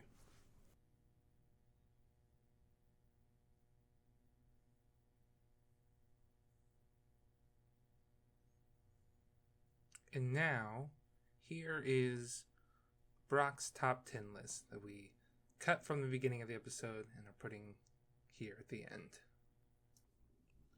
We made a stipulation that you have to ignore source material or like expanded material. So you have to ignore manga or light novels just going off of the anime's merits alone, what's your number 10 favorite anime? My number 10, I actually had 3 that I had to think of, but my final decision was Drifters, Okay. which is the also same art style. I believe the same man who made Hellsing made it. I definitely see the similarities in the art style. My number 9 is Sekirei Undying Love. Wait. And I want to talk about Drifters for just a little bit here before we move on to the Undying Love. Sure. Ben, do you know what Drifters is? I'm pretty sure I've heard of it, but I have no idea what it's about. So it's the show that we watched a lot of with Dale, Okay. where there were like people were getting dropped into this world, sort of like Fate Zero, historical figures getting dropped into the world. Okay. And then they fight it out or whatever. And I never finished the show because we probably went on winter break and Dale wasn't there to make us finish it. But I'm fairly for sure Jesus Christ is the bad guy in the show. Because he's got a stigmata. There's like hints, which I just remember being like, that's ballsy. You're going to make Jesus Christ the bad guy? I got to respect the cojones it takes to make that move. Like, I don't remember if it was Jesus or like one of his disciples that's just trying to pretend to be Jesus. Well, we will leave that vague, but I know like Joan of Arc was like a crazy witch lady because she was obsessed with the way that she died in the real world or something. Yeah, I just one of the main characters. I just loved how he convinced people to throw dead bodies in a hole and make gunpowder by crapping on the dead bodies. I remember that. I do remember that part. So, and at the time they're like, "Hey, dwarves, make a gun. Elves, here's a better bow with a gun," and they just start taking over the continent. So that's Drifters. I never finished it. I think it was fine. I'm not gonna rail on your taste there, but it didn't really. I don't know why I didn't finish it. I might have just been busy, but it was a thing we were watching with one of our college roommates. So I don't know. Like when we came back from break, we never really got back to finishing it together. Same as like when we watched Keijo, the butt wrestling anime, the butt boob wrestling anime. We I never watched the last episode of that because we went home for winter break or whatever. So, okay, you were moving on to your number 9. I've talked enough about what I know about Drifters. Yeah. My number 9, was Sekirei Undying Love, and I'm very sure I butchered the first part, but it's I think another one that I introduced to you, Johnny, or at least told you about. You told me to watch this. I love this show. Yeah, this kid's obsessed with horror stuff, and a girl ends up finding him, falls down a well, and he turns her to a zombie, and they have a relationship from there, and it's grand. I love it. Calling it a relationship is a little strong. I remember he's trying to make a zombie potion to bring his dead cat back to life, and I remember like the girl like drinking the potion for whatever reason because she wanted to die or something. Yeah, I mean, I quickly just went over it for. I don't know if Ben ever actually watched this or not. Zombie love story, Ben. I don't think I know this one. I think you might like it. I'm trying to pull up the name because I thought it had a K in there, like Sankareya or something was how it was called. Yeah, like I said, I most definitely butchered the beginning. Yeah, I do believe she is one that died. Thought it was a failed potion. She drank it and then tripped down a well, or he was at an abandoned hospital. I remember that. That's where he's doing this. And why was there a well at an abandoned hospital? Where are they going to get water from, Ben? The sink? Where do you think the sink gets water from, Ben? The ground. Where's the well going into? How do you think we get water from the ground? Pipes. It's whatever. I'm not. What's a well if not just an open pipe? So Sankareya is how I pronounce it. Sankareya. EA. Sanka Ria, Sanka Rhea. Yeah. Yeah, I've never heard of that one. I don't know. I think you might like it. It's I don't know. I liked it. I think I might have given it a 7 out of 10, maybe an 8. I don't know. I'm always soft on romances because it fulfills my base needs. Well, same, but the moment that introduced a horror aspect, I'm like, all right, I'm all for this. I didn't really think it was that scary. I mean, they're zombies, but like, so I don't know. I've never really been like quote unquote scared by an anime per se, other than maybe like creeped out a little bit by what I've seen of Serial Experiments Lane, which I need to get through more of. But I don't know. It's just the art style is too bright for it to really be scary. Yeah, I mean, it's not horror like in the whole serial killer jump scares, but just the aspect, since there is the whole spirit and zombie part of it. I don't Because know. I believe she like sees spirits or stuff. God, it's been a while. I need to rewatch that. Because I just don't remember ever being scared or creeped out by it, and I am a pussy when it comes to horror. So I don't think Chabs, you're like that too, right? You're just Yeah. We've been watching through a lot of John Carpenter films recently, because another podcast that we follow is watching all of the John Carpenter films, and it's like when we watched Halloween, we're like, I get that this is a good movie, but I fucking hate watching this. This is too tense. I hate this. Like it did its job, fucking 9 out of 10, but fuck this movie. I don't like it. Never want to watch this again.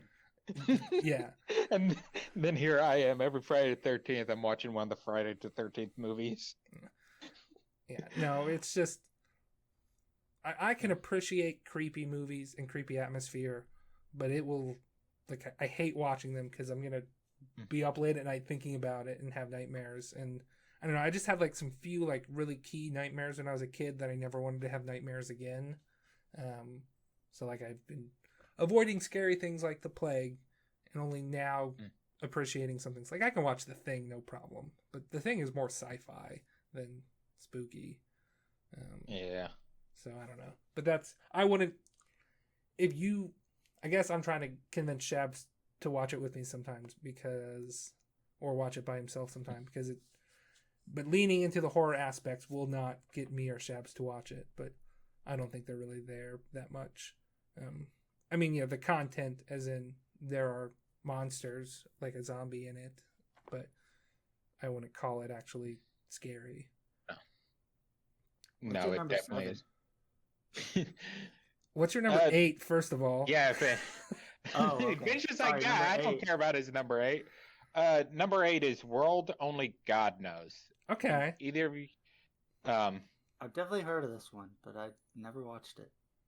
So it's another romance type of anime. It's got 3 seasons. It's one of the shows that got the 3rd concluding season. Yeah. So the main character is really good at dating sim games. Like he just constantly buys them and replays them. I don't remember the premise, but he gets a Shinigami to start asking him for help. There are girls that have like either disease or something's going to go wrong, and they're possessed. There are girls that are possessed. That's it. And it's like there's a hole in their heart that the demons or whatever can possess, or the bad spirits can possess. I need you to fill the holes in their heart with love and conquer them, since you're the master of conquering girls in dating sims. So it's a whole series of just that. And I love a few of the girls end up starting to like help him. But each of the girls do like fall in love. So if you're into shipping wars, this is definitely an anime for you. More of a Storage Wars guy. They also just straight up what do you call it? They just straight up say like, oh yeah, and then once you get them to kiss you, that's good enough, and they will forget about it. So it's like now you can move on to the next one without having to worry about, betraying the feelings of this other girl. And then there's a whole like the 3rd arc is some of the best girls get the 3rd season is some of the best girls get possessed by like some goddesses or something. So they remember they finally like remember the stuff that made them fall in love with the guy. And it's like there's 6 goddesses or 5 or something. But there's one more girl who is like showing interest in him. So he's like, which one of these, what's going on with this? Like, which one of these are actually possessed by goddesses and which one are, and like, there's one that might genuinely like me. And he's got to So, one of my favorite scenes actually comes from one of the goddesses, or I believe it's the friend of the Shinigami.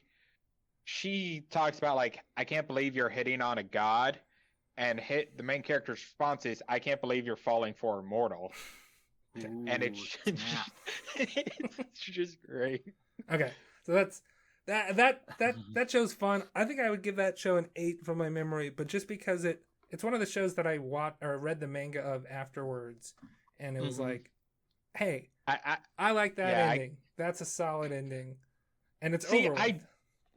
I didn't, because I didn't like who he picked at the end. I'm like, that's not she was my the best. girl. No, but I got she was over the it. best. I think she was the best. It's been like 5 years. I don't know. And the main character, Ben, he's got glasses. Main character has glasses? Yeah. Wow. Yep. Are you in now?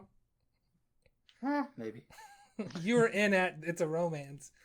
And now Might be you're a at M, romance. maybe. That's 3 seasons. Too long. Okay. So that was number 8. Now let's get to Ben's coveted number 7. Brock, what's your number 7? Don't disappoint me. Well, you're probably gonna be, because it's Black Clover. Okay. Ben, what do Okay. you know about Black Clover? I think we watched it one time in a hotel room. And like during, Toonami an was anime playing or convention. something? Yeah. Yeah. Okay. It looks fine. Yeah. So the beginning part is definitely rough. It is a lot more of a like basic shonen. Asa's just constantly screaming. But then it eventually gets really, well, not really, really good, but it does get really good. Asa doesn't instantly just become Asa being the main character, overpowered all to heck. Even where I'm at in the manga, and this is only a few chapters before where the anime stopped, he's still not overpowered. People can still easily kick his ass. So to give Ben a quick premise, almost everyone in the world is a magician. Asta's got shit magic. He doesn't have any. Yeah, I know the very basic premise, I think. Okay. He does get a magic tome at his, quinceañera or whatever that ceremony is called, his coming of age ceremony. But all it does is like summon a giant sword that I think has anti-magic properties. Or maybe it just cuts through magic in a sense for that. So big one. he's just a buff little dude that's yelling all the time with an anti-magic sword fighting a bunch of magicians. I never really minded the yelling. I don't know if I just was watching with the volume down. I remember people complaining about the yelling a lot. They're like, well, you get past the yelling, it's okay. I'm like, well, the yelling didn't bother me. I think I watched like 30 episodes and I don't know, I fell off. I missed a week or two and then I'm like, I don't want to catch up. And now it's been since episode 30, so. It's been. Well, one thing with it, the rivalry between Asta and Yuna is actually pretty great, because Yuna defends Asta. There's been a time where nobles, because they have better magic, are always looking down at commoners, which is Asta and Yuna.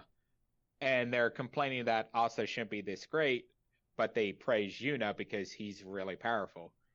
And he just goes off like, how can you hate him when he's better than me? Like, I'm not as good as him. But then Asta goes like, what are you talking about? You're so much better than me. Don't you put this down on me. Yeah. So yeah, his best friend, since they grew up in the same orphanage, super talented at magic. It is refreshing that he's not like looking down at him because he's like, well, I'm snooty. He's no Sasuke. It's I'm gonna I get that. It's refreshing that they have a friendship and not necessarily like a why do you keep beating me? I should be better than you type relationship. So also I really like the noble girl that joins the Black Bulls. I think she's great. Oh yeah, no, she's Noelle? definitely one of the best. Yeah, Noelle. She's definitely one of the best things about it. Her family story drama is great. Yeah. So premise with her, Ben, is she can't really control her magic, but she's got real strong magic. Mm-hmm. Her brothers and sister, on the other hand, also are good at magic, and they just look down on her because, oh, you can't control your magic, you can't be a magic knight, leave, even though her oldest brother is a captain knight. And she first is afraid of them, always they're bullying her all the time until Asa steps up, like, why are you afraid? You know, you did all these amazing things, and she eventually learns to control her magic. And then she's a tsundere. It's great. Yes. You had me at tsundere. That was the last should've thing I started said. with that. Should have started with that. No, I remember liking her a lot. Some of the other characters are interesting. There's a girl that eats a lot. I remember liking her. She just like her magic was about eating shit a lot. I don't know. It was not shit. Her eating magic stuff. is a sheep, but she also has a second magic, and it's a wolf. Literally, you know, wolf in sheep's clothing. Yes, she's fantastic. Her basic magic is I'll cook you food, and you get more magic from the food. So they're infinitely fighting. She's a support mage with food. It's great. I don't know about great. Again, it's been quite a bit since whenever episode 30 came out is when I stopped watching. I want to say 33. There was like a Were you in the underwater temple at that time? maybe You I know remember? Asta got a second sword at some point. I saw that. That was during the diamond, which was still relatively early. Did you start battling the elves? I don't think so. The last thing I remember is there was like a Pied Piper type story where somebody was like luring the kids in town to some place, and there's like an icy cave or something. That's sort of the last thing I remember. Yeah, there's a character who is obsessed with his little sister, though not that way of what some people might think. Sure, And she yeah. would, yeah, Mhm. she gets taken, and he goes to save her with Asta and I believe Noelle. And the little sister started really liking Asta, always hugging him whenever he comes around. So the brother's like, "Get away before I kill you." Oh, yeah, I remember this character now. Yeah. Okay, sort of. I can't place what he looks like, but I sort of remember that now. So, okay, I think that's enough about Black Clover. What's number 6? Because it's We're going on a while. Yeah, number 6 is Steins Gate. okay. This That is where I high put up. Steins. I know this one. Ben, what are your thoughts? How are we gonna? The only way I can trash Brock for his putting Steins Gate is that he's put it so high on the list instead of lower down towards the bottom. What do you mean lower down on the bottom? Well, like bottom is the best. Number 1 would be best. Oh, okay. So 6 is a Yeah, higher why isn't number. it number 1, Brock? The other stories of everything from before this is actually, I just like the story higher. And what would really make you mad is if you allowed source material, Steins Gate would be number 10. Okay. Ooh, okay.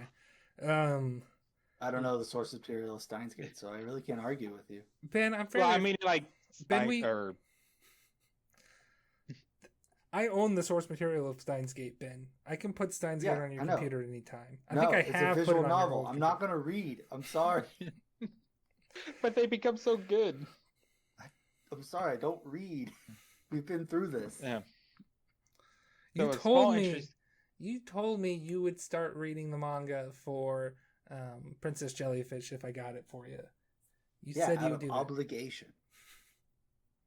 So I'll put Steins Gate on. You got to read that out of obligation now too. Nah, I don't have to do that. Okay. Yeah. No. Steins Gate's great. Yeah. I think at this It point actually- I've revealed that it's currently sitting at my number 3. I think that's on the episode that will be released. We're recording this a little bit early, but I believe that'll be revealed soon. So Yeah, interestingly interesting. enough, it took me like rewatching the first 4 episodes like 4 or 5 times to fully get into it. I just kept like, I'm not interested. It's got a slow And- start. Yeah, no, and after I got past that point, I'm very glad that I continued. It is an amazing story. Now, I love slow starts. Bringing this back to like middle school level, you read all the Ranger's Apprentice books, right? Or all the ones Yeah. up to a certain point or whatever.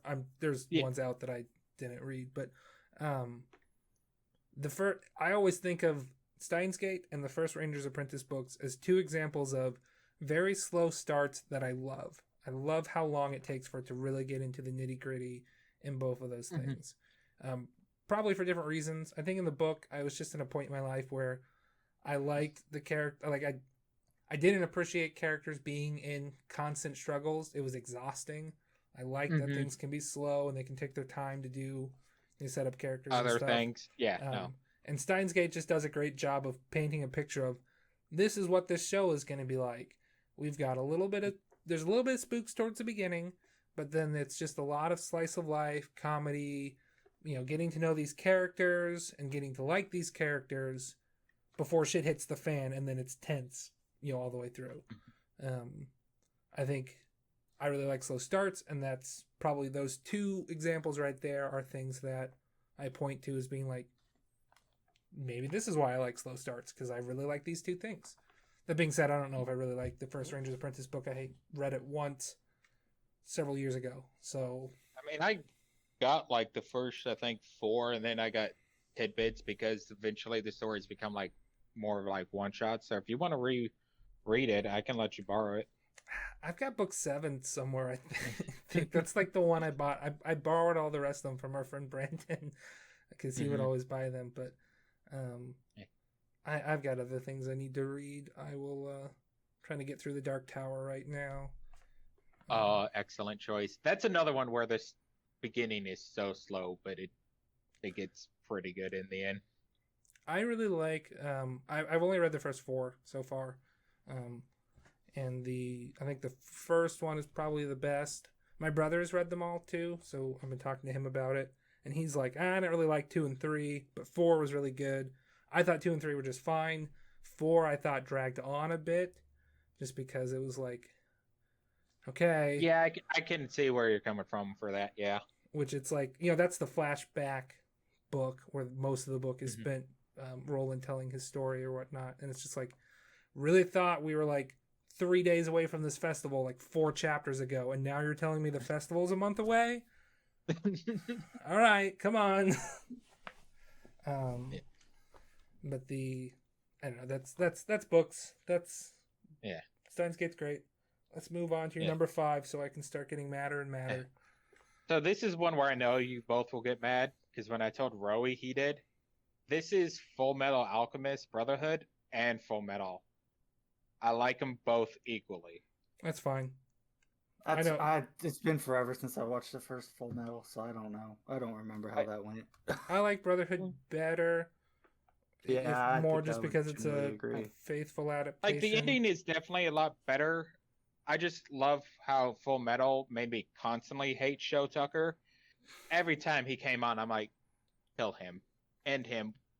Edward, take your arm and turn it into a blade and shove it up.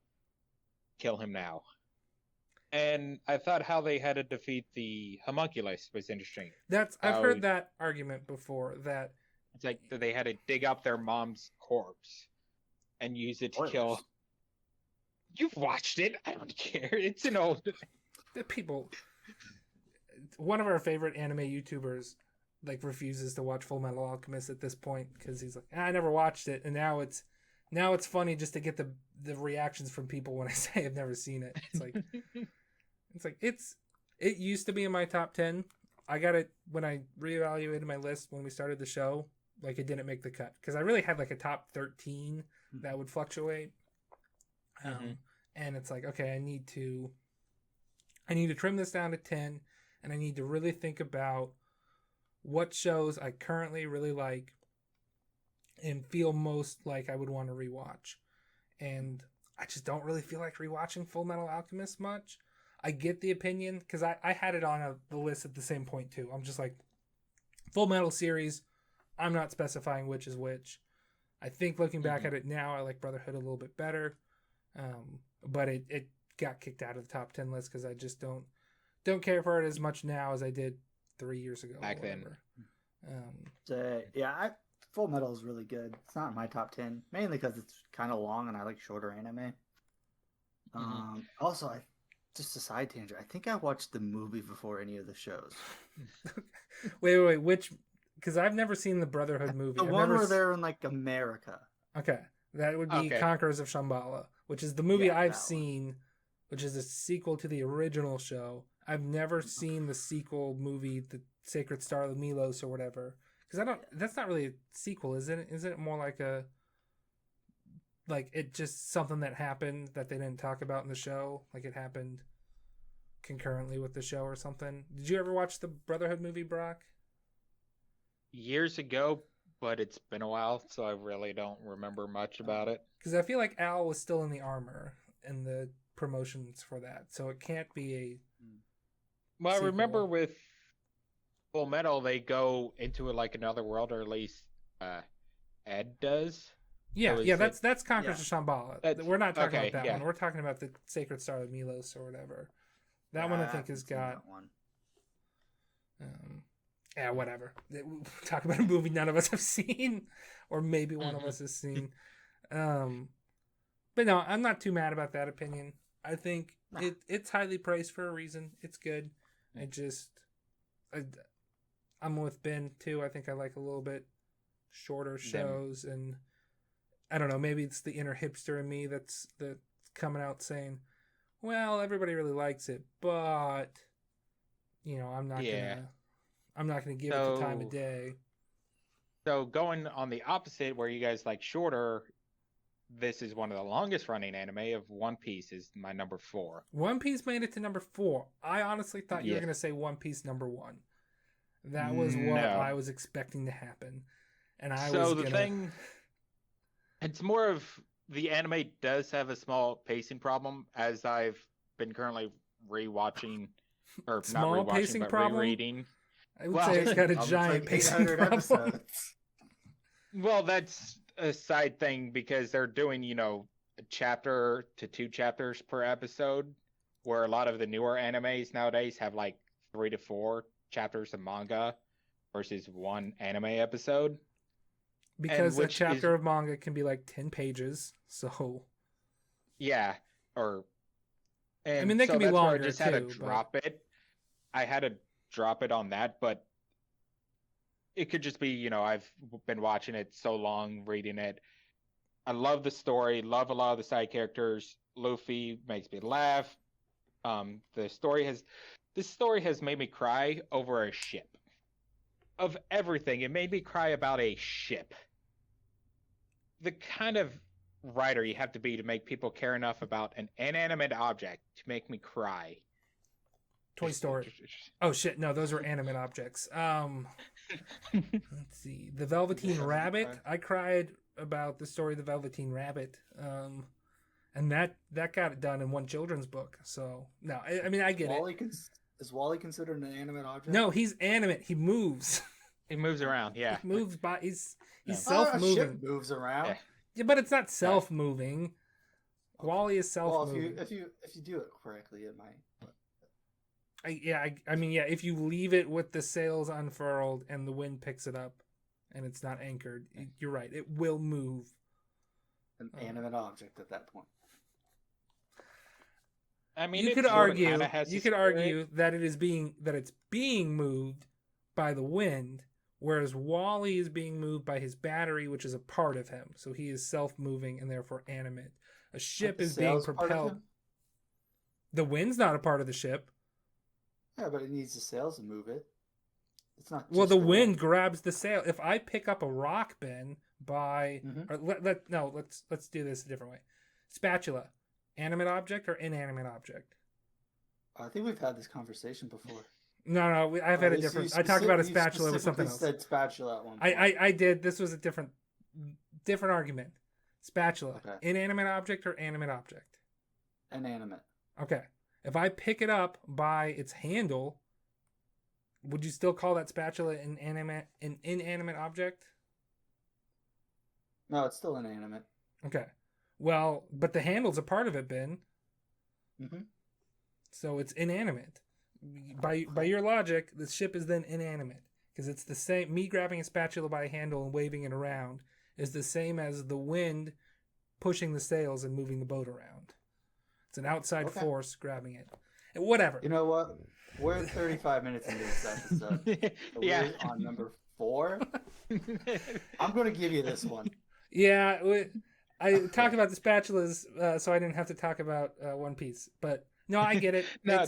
It's super popular. I tried to watch like when it was on Toonami, and one episode a week is not fast enough with the pacing issues, and I don't want to binge it because there's too much to binge. Yeah, no, I fully agree. I'll tell you about if you are interested in learning about the story to see if you're even semi-interested, a guy called Totally Not Mark has done he does manga reviews and he goes over the story of One Piece, and like he'll do sagas at a time. They're 30 minutes each and you get the gist of everything. Don't get everything, but he does hit on a lot of stuff and his thoughts on it. I know I watched a lot of One Piece as a kid when it was on like the WB or whatever, and I think it was probably on Toonami then too. So I watched a lot of I never finished the Crocodile arc, but I got pretty far into that. I watched some of like the zombie arc towards when it was airing on Toonami. I've played favorites. One Piece D&D before. I was a doctor. That. I was a doctor and a swordsman. But that's my experience with One Piece. Yeah. I know people other than just you and your brother who are obsessed with it, and I just like whatever. Yeah, I've actually noticed that our local game shop here in town actually has people that enjoy it. I'm like, yay, I have other people I can talk to about it. They're the same type of people as you. People I can only stand to be around a little bit. Wow. All right. I can only take small doses. That was mean. Well, I guess it's a good thing we're doing this over Discord. And if I had to look at I'd have to leave at this point. If I had to look at your face, we wouldn't have made it this far. No, I'm kidding. No, I totally agree. I can only look at my face in the mirror for so long. No, but let's move on to your number 3. Okay, my number 3 is Bleach. Another long one. The pacing's a lot better in it. The story's not as interesting to One Piece, but the visuals, the fights, and the music is all amazing with the Bleach anime, which is why I had to put it up higher. And I absolutely love Ichigo's main character theme. Every time I hear it on social media, I just pause and I just listen to it. I love it. The what do you call it? I've watched a lot of Bleach. I've actually read some of the Bleach manga, where I'm surprised you put Bleach above One Piece. I thought you would have liked One Piece more, but well, you told me I can't do the source material. It's true.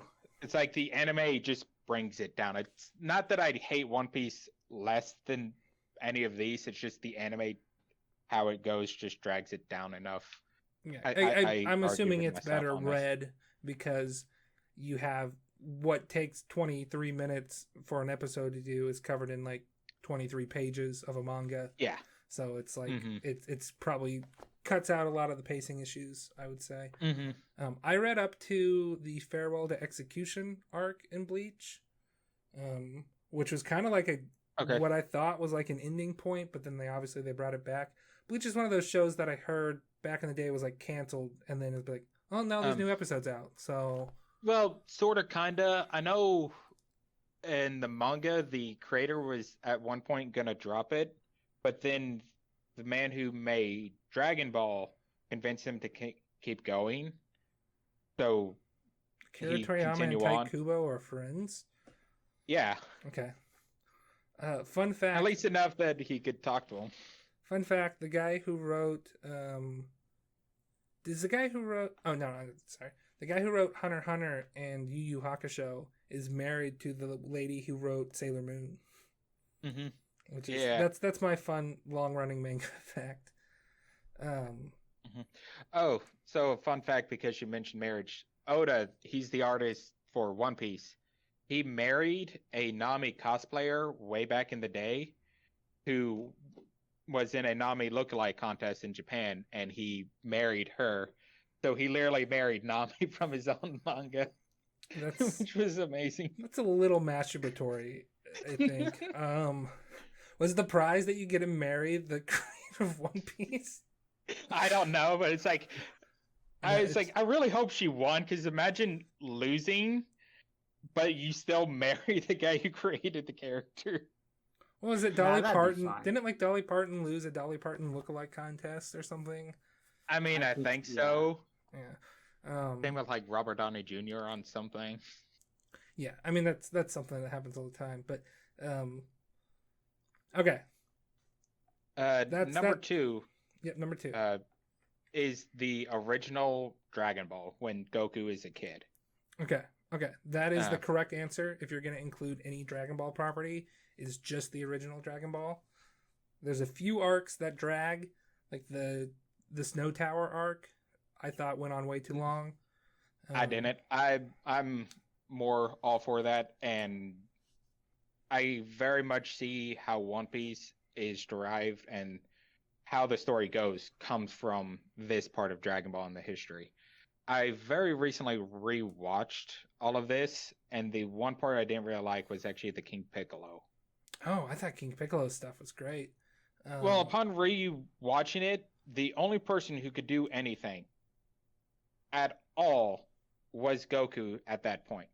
Even though Tien was supposed to be just as stronger, just slightly below him, he couldn't do anything. Of course, Krillin automatically dies. Roshi couldn't do anything. Yamcha was useless at that point. It's like, where at least a lot of the other arcs, other side characters could actually do something. It seems they're still relevant. That's the first point in Dragon Ball where other people no longer matter. It's just going to be Goku beating the main villain. Signs of things to come. Goku's going to be the only important fighter. Maybe Gohan, but then ultimately not. Except for like the Cell arc is the one exception there. Well, I mean, when it was with Super Buu, and when it was not Kid Buu but Super Buu, Gohan was handling things pretty fine. Yeah, but then Super Buu wasn't the final boss. Kid Buu was. So yeah, it was another Spirit Bomb win. No, I mean I rewatched it back in college, so 2 to 4 years ago. I don't know how. I've definitely been out of college for at least 3 years. So I rewatched it in college, so I was a little bit more grown up, and I appreciated it more there. Dragon Ball Z doesn't really hold up as much. I love Dragon Ball Z. Dragon Ball was another one that was in my... It was in my top 13, and I'm like, I gotta cut this. It's in here for nostalgia reasons, and really only Dragon Ball holds up in my opinion. Dragon Ball and the Great Saiyaman episodes of DBZ. Okay, see, I'm with you on that. I see people always bag on the Great Saiyaman. I'm like, yeah, but this is... Those are fun. There's a romance. Videl is great. Gohan's being a goofball, and he's playing baseball. That's when the baseball episode comes out. It's a adventure comedy and not just straight up action. Yeah, well, that's the thing. Dragon Ball is adventure. Dragon Ball Z is lasers, and it's like, okay, I love the adventure in Dragon Ball. It's a lot of fun. But there are signs here and there of what the show's going to become, and it's just like, okay. One thing upon watching it, even though people always say, Goku just wants to be strongest, it comes from Master Roshi. He tells Goku and Krillin, you don't become stronger for others' sake. You become stronger to better yourself. Every time you go stronger, you're better than what you once were. So Goku's always just trying to be better than what he once was. Yeah, it's good stuff. Ben, you, I think, don't really care whatsoever about Dragon Ball. Is that correct? Correct. Okay. So that was number 2. Number 1, what is Brock's favorite anime? Code Geass, and that's why that's right. That's why I was mad. But upon hearing that it was Roey's first and it was his favorite, I'm like, all right, I'm fully fine with this. And much like Roey, I don't know if he mentioned to you guys, every year I actually try to rewatch Code Geass. The story is short enough that I can binge watch it all. Of course, it's on Netflix, and You guys already talked about it, so I don't need to go into detail. Well, do you have any thoughts on what we thought about Code Geass? Because it's like Shabs is not as big a fan as I was, and I was not as big a fan as Rowie was. Yeah, I mean, besides just Ben not being as big a fan, I mean, not much. You guys really hit most of everything, and I've already kind of messaged you, Johnny, about things I thought you could have hit, but then how long it was going, much like this tangent. I understand why you cut it out. Well, I mean, I don't remember any of those text conversations, but whatever. Moving on. We've wasted 45 minutes. We promised people Hellsing, and we've been talking about other shit here. Let's get a solid break. That maybe I'll move this to the back of the episode or something. So just a little bit of silence now.